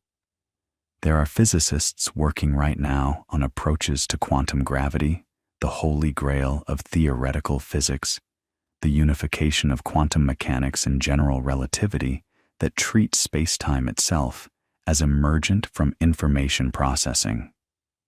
The "it from qubit" program, as some researchers call it, building on Wheeler's "it from bit," tries to understand how the smooth space-time we experience arises from underlying quantum information. If they're right, then in a very real sense, the universe computes itself into existence, not because someone programmed it necessarily, but because computation and physical reality might be the same thing at the deepest level. And this brings us to a thinker we haven't mentioned yet, someone whose ideas have been quietly influential in this whole conversation. His name is Konrad Zuse, and he was a German engineer, a genuine honest-to-goodness engineer, someone who built things with his hands. Zuse built what many consider the first programmable computer, the Z3, in 1941, in his parents' living room in Berlin during the war. We touched on wartime computing earlier, but Zuse's story is remarkable in its own right. He was working almost entirely alone, without knowledge of what Turing or the codebreakers at Bletchley Park were doing. He just independently invented the programmable computer because he was tired of doing engineering calculations by hand. But here's the thing about Zuse that matters for our story. In 1969, he published a book called Rechnender Raum, Calculating Space in English, and in it, he proposed something extraordinary. He suggested that the universe itself might be a cellular automaton, a giant computational system where the laws of physics are essentially the rules of a program, and the evolution of the universe is the execution of that program.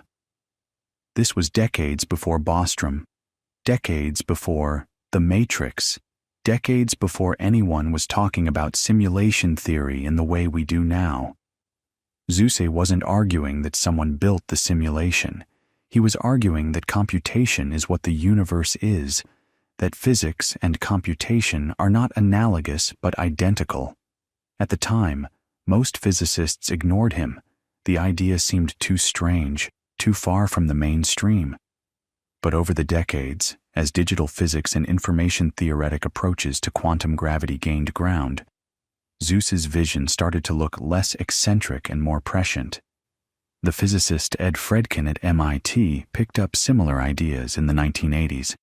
Stephen Wolfram explored related territory in his controversial 2002 book, A New Kind of Science, arguing that simple computational rules could generate the complexity we see in nature.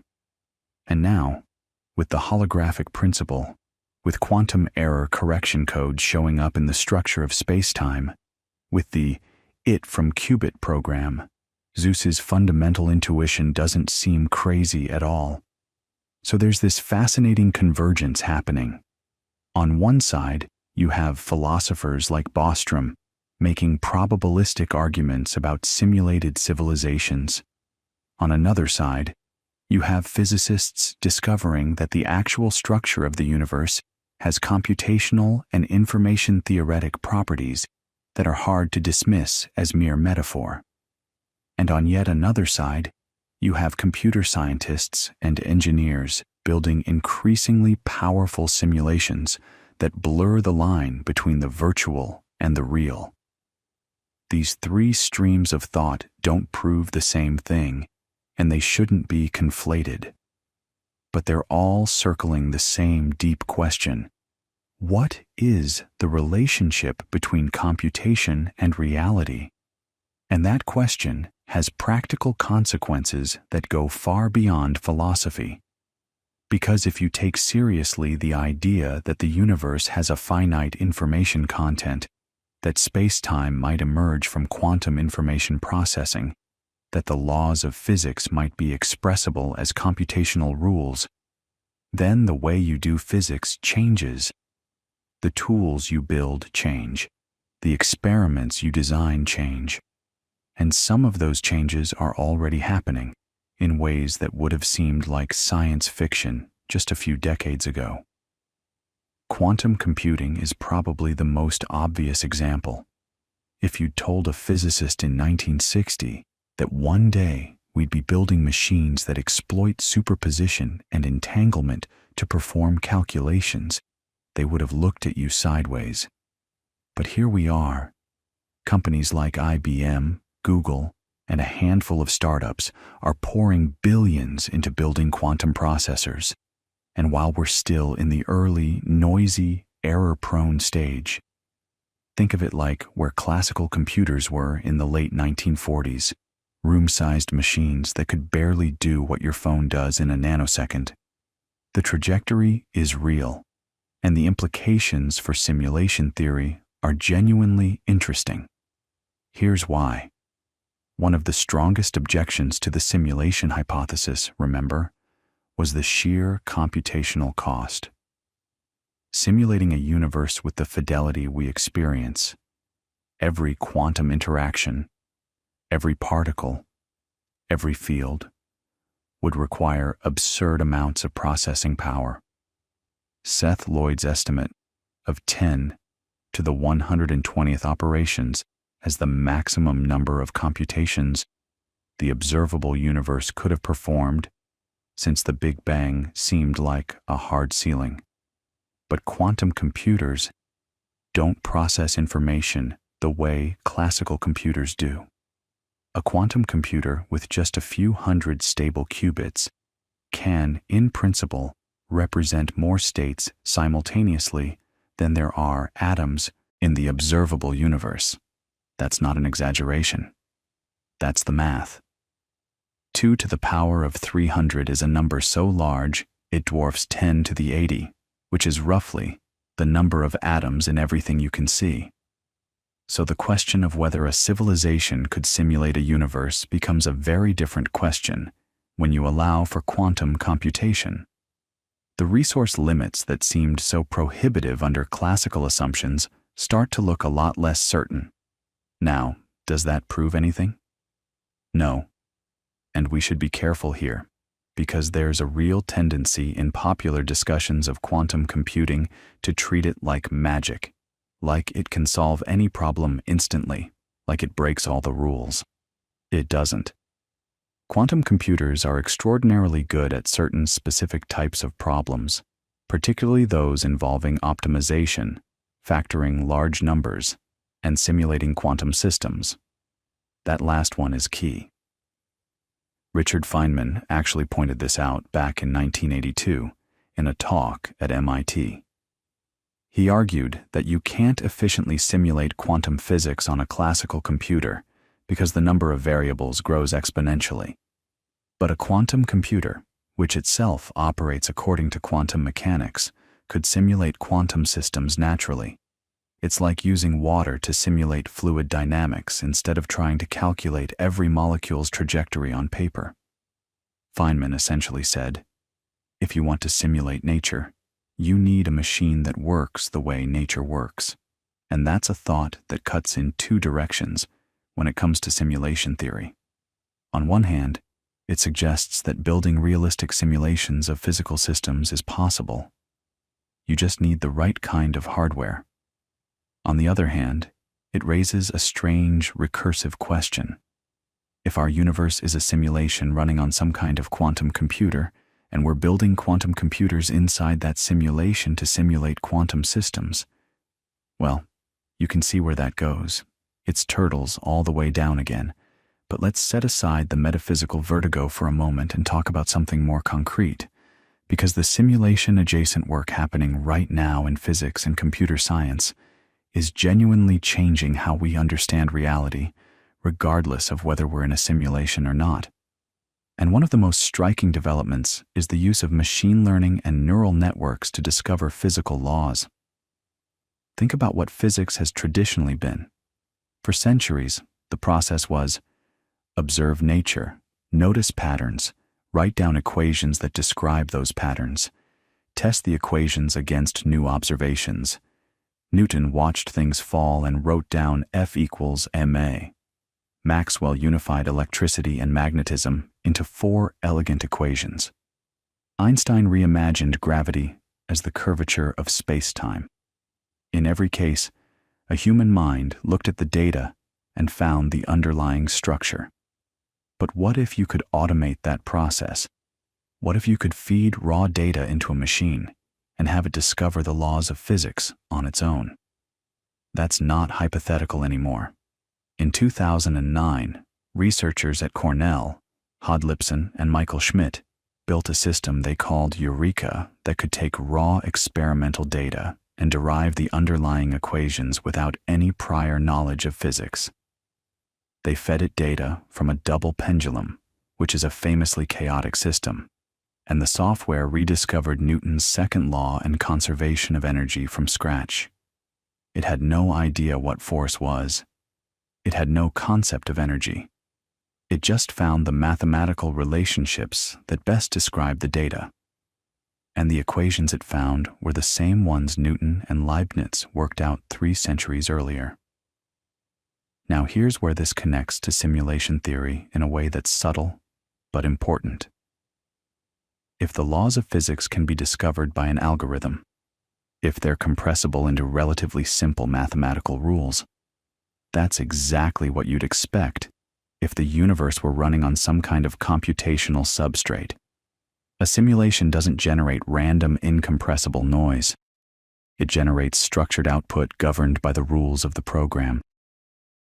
The fact that our universe is so deeply mathematical so amenable to compression into elegant equations, is either a profound feature of reality itself or a feature of the program generating reality.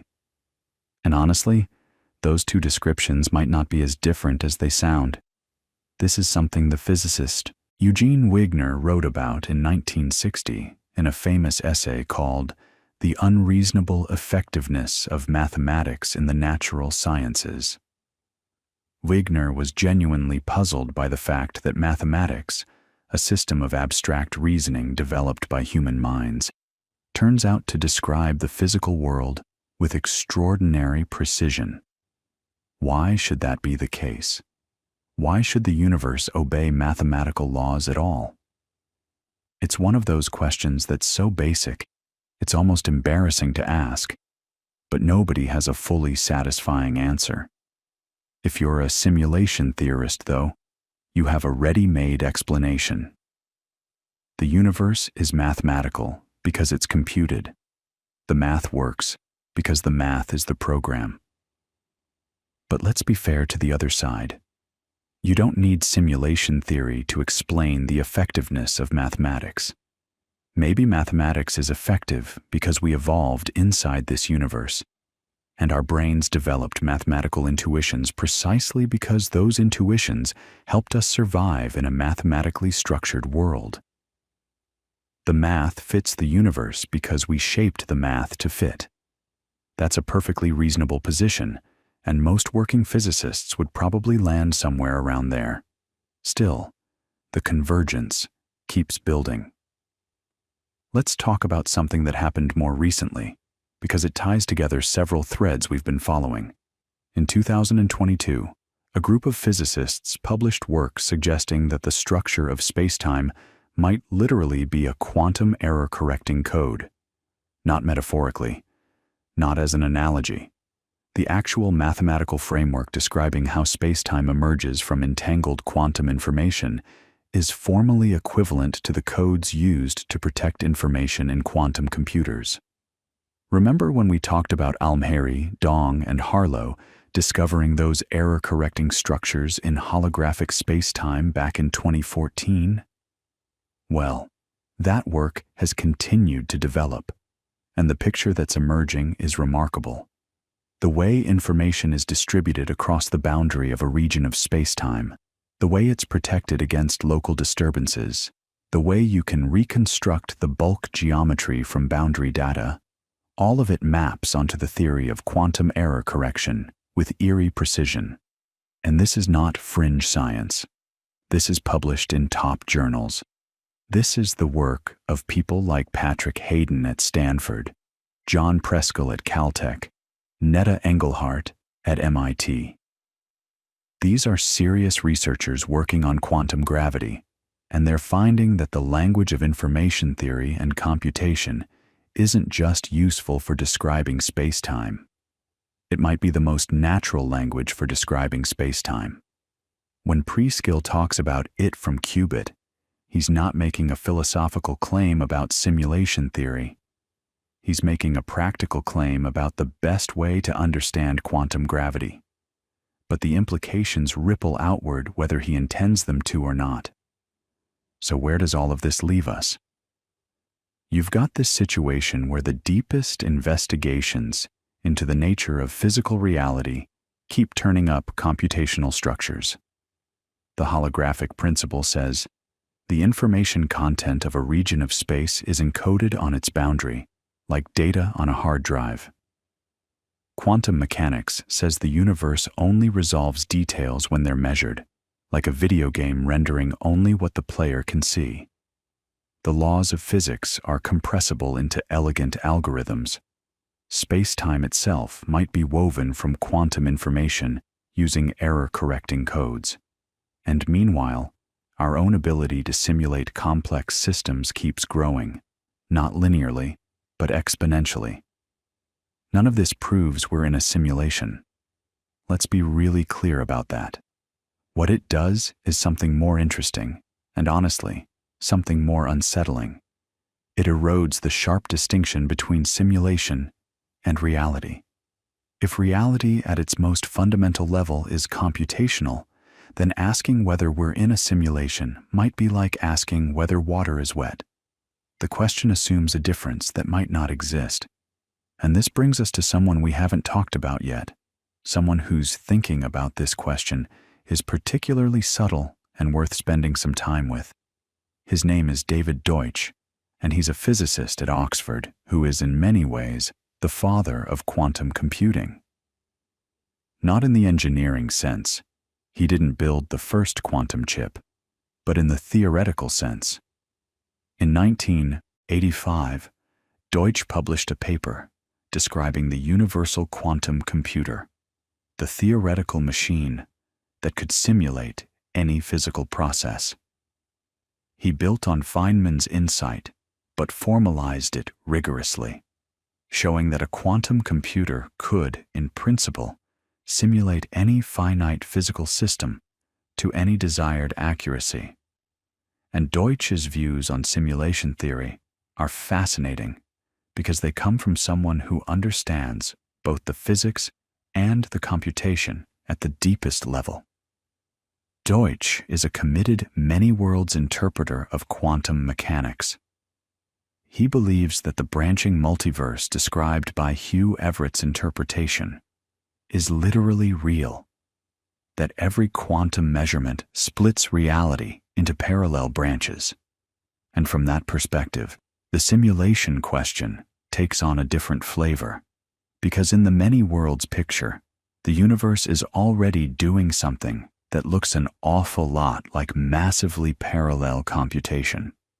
Every quantum event explores all possible outcomes simultaneously. Reality, in this view, is not a single thread of computation, but an incomprehensibly vast tree of parallel computations, all equally real. And Deutsch argues that this computational structure is not a metaphor. It's the actual fabric of reality. But here's where Deutsch parts company with the simulation theorists, and it's a distinction worth paying attention to as you're lying there, maybe drifting a little, maybe still following along. Deutsch doesn't think the question, "Are we in a simulation?" is the right question. He thinks the right question is about the nature of computation itself and its relationship to physics.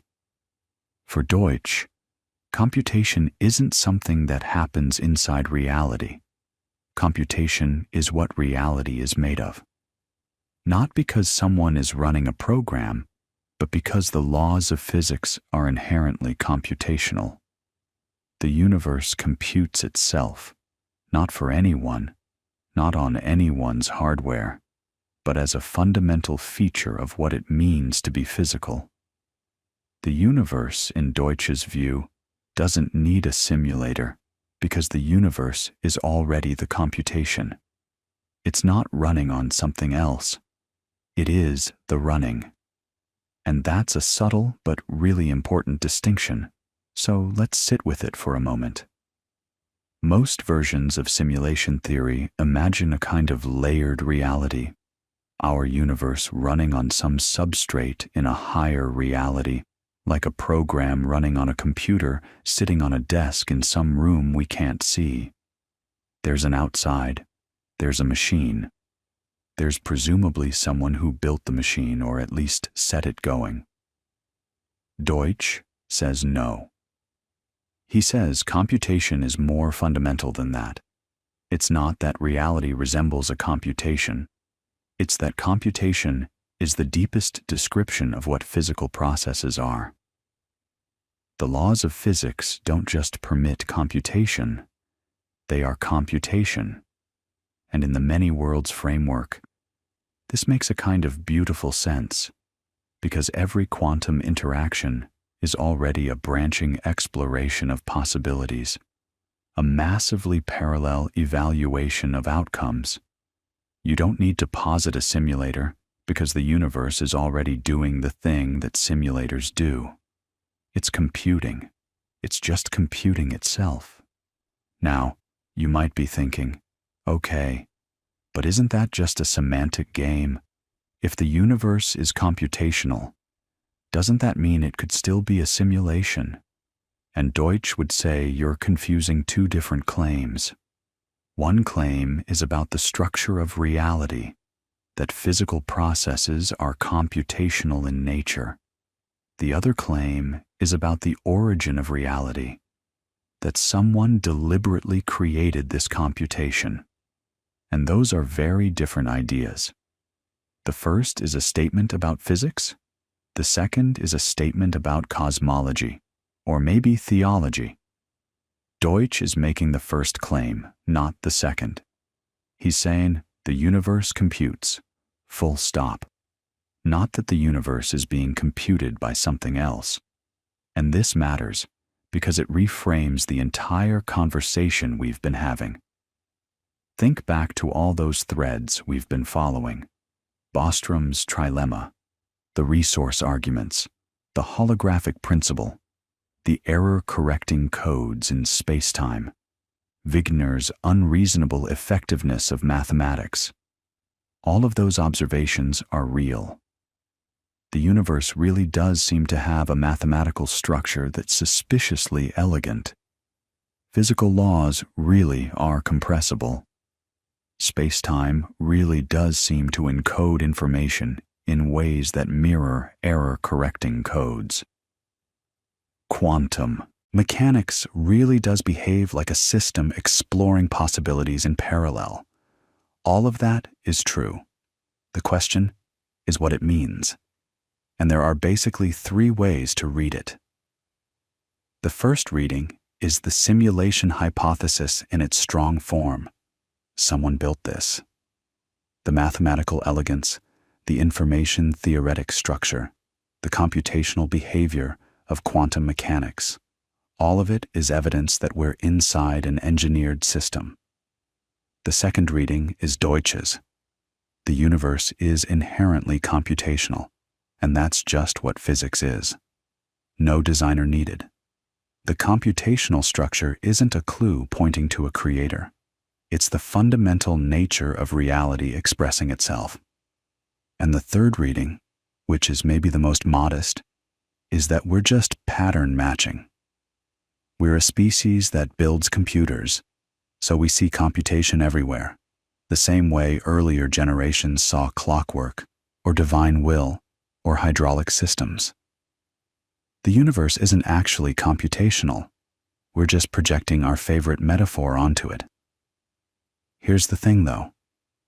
That third reading has gotten harder to maintain over the past couple of decades, because the connections between physics and information theory keep getting deeper and more precise, not shallower. Remember the work by Almheri, Dong, and Harlow that we talked about? The discovery that the geometry of space-time in holographic theories is literally structured like a quantum error-correcting code. That's not a loose analogy.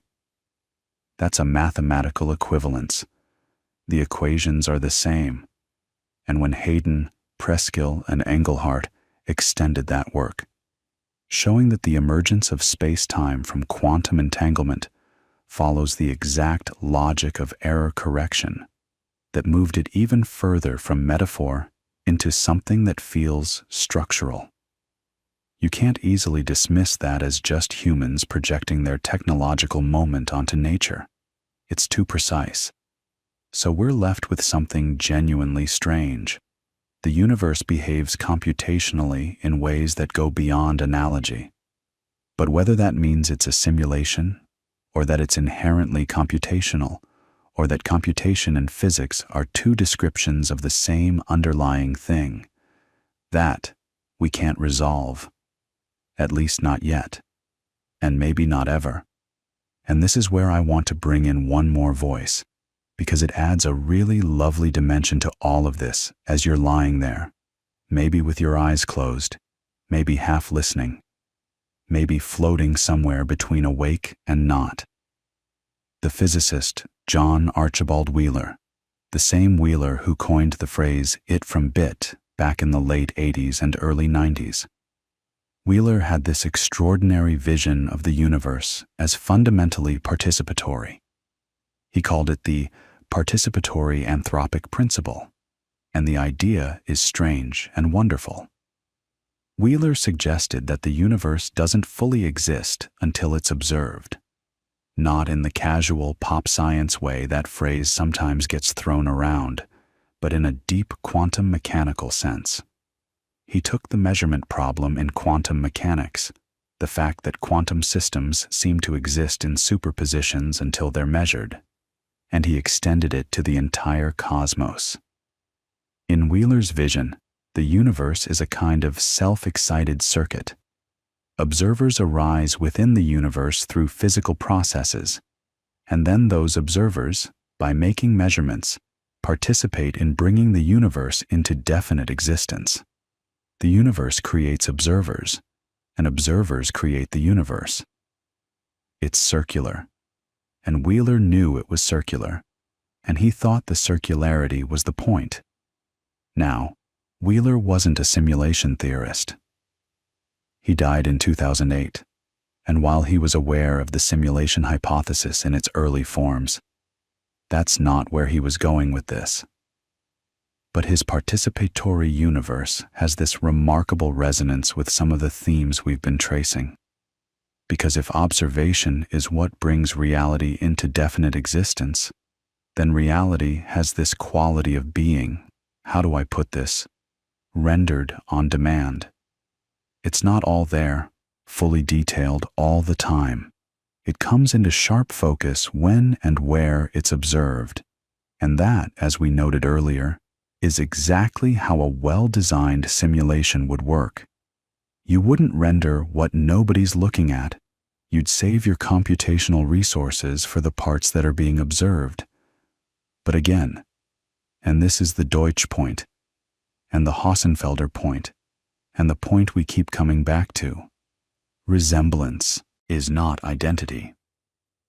The fact that quantum mechanics looks like lazy rendering doesn't mean it is lazy rendering. It might just mean that reality has a structure we find surprising, and we reach for the nearest technological metaphor to make sense of it. Every generation does this. The Enlightenment saw the universe as a clock. The Industrial Age saw it as a heat engine. The Information Age sees it as a computer. Each metaphor captured something real, and each metaphor missed something important. So where does all of this leave us? Let's take a breath and think about that honestly, without trying to force a neat conclusion, because the honest answer is that we're left in a genuinely interesting place.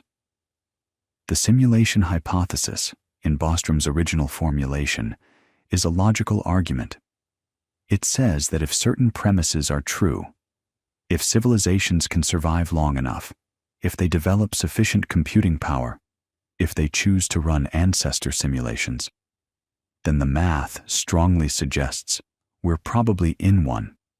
The logic is sound. The premises are debatable. And the conclusion is, in principle, untestable, which means it lives in this strange borderland between philosophy and science, where it's not exactly wrong, but it's not exactly science either. The physics, meanwhile, keeps delivering these tantalizing hints. Information seems to be fundamental.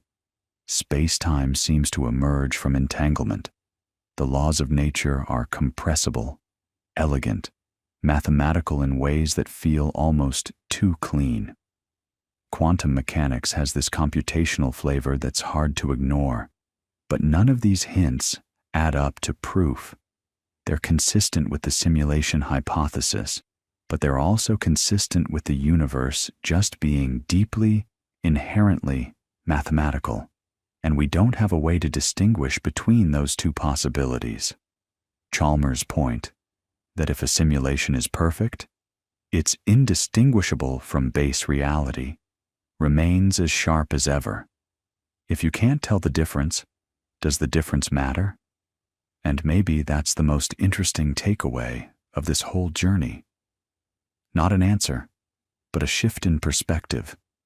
Because here's what thinking about simulation theory really does, if you let it.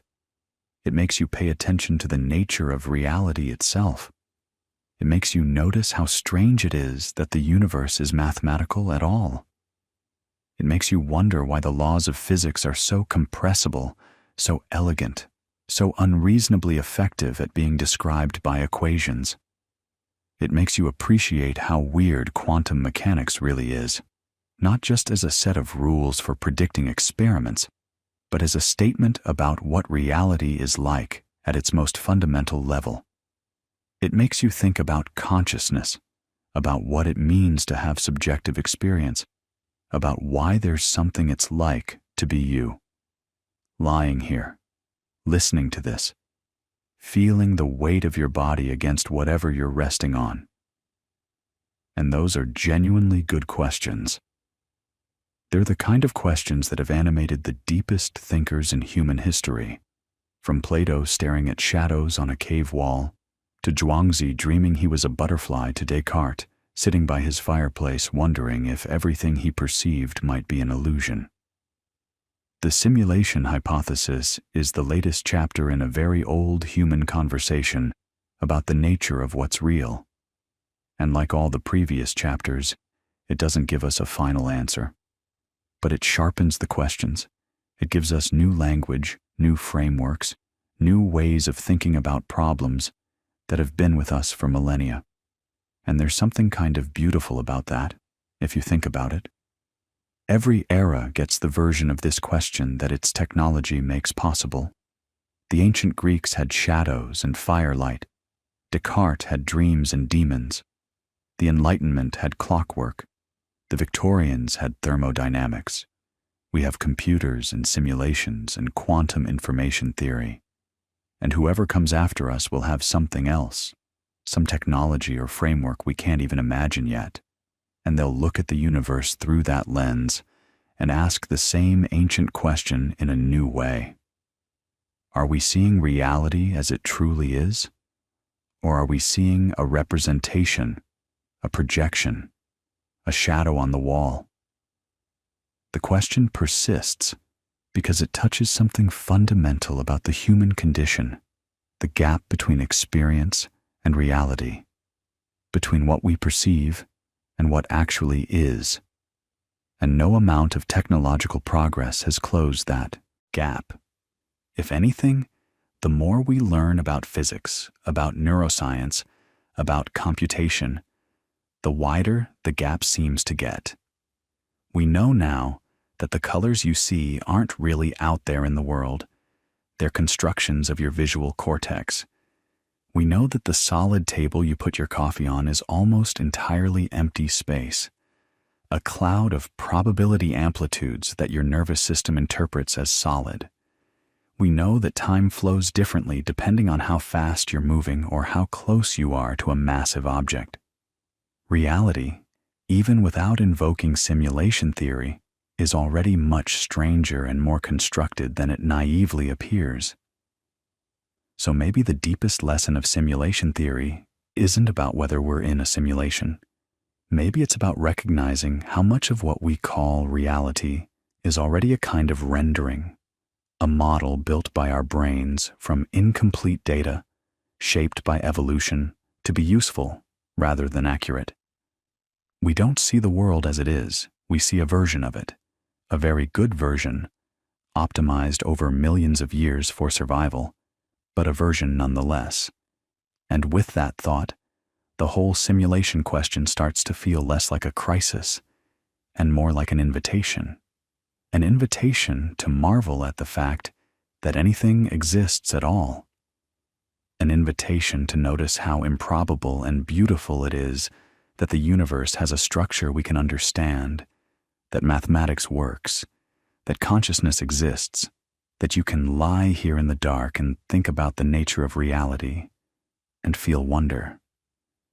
Whether this is base reality, or a simulation, or something else entirely that we don't have a name for yet, the wonder is real. The experience is real. The questions are real. And they'll still be here tomorrow, waiting for you whenever you're ready to pick them up again. But for now, you don't need to solve anything. You don't need to decide whether Bostrom is right or Deutsch is right, or whether the holographic principle means what we think it means. You can just let all of these ideas settle, like snow falling slowly through dark water, drifting down through your thoughts, each one catching a little light as it turns. Plato's cave, Turing's machine, Bostrom's trilemma, Wheeler's participatory universe, those error-correcting codes woven into the fabric of space-time. All of them just images now, just quiet thoughts, nothing urgent, nothing demanding your attention. The questions will keep. They've kept for 2,500 years. They can wait one more night, and you can rest.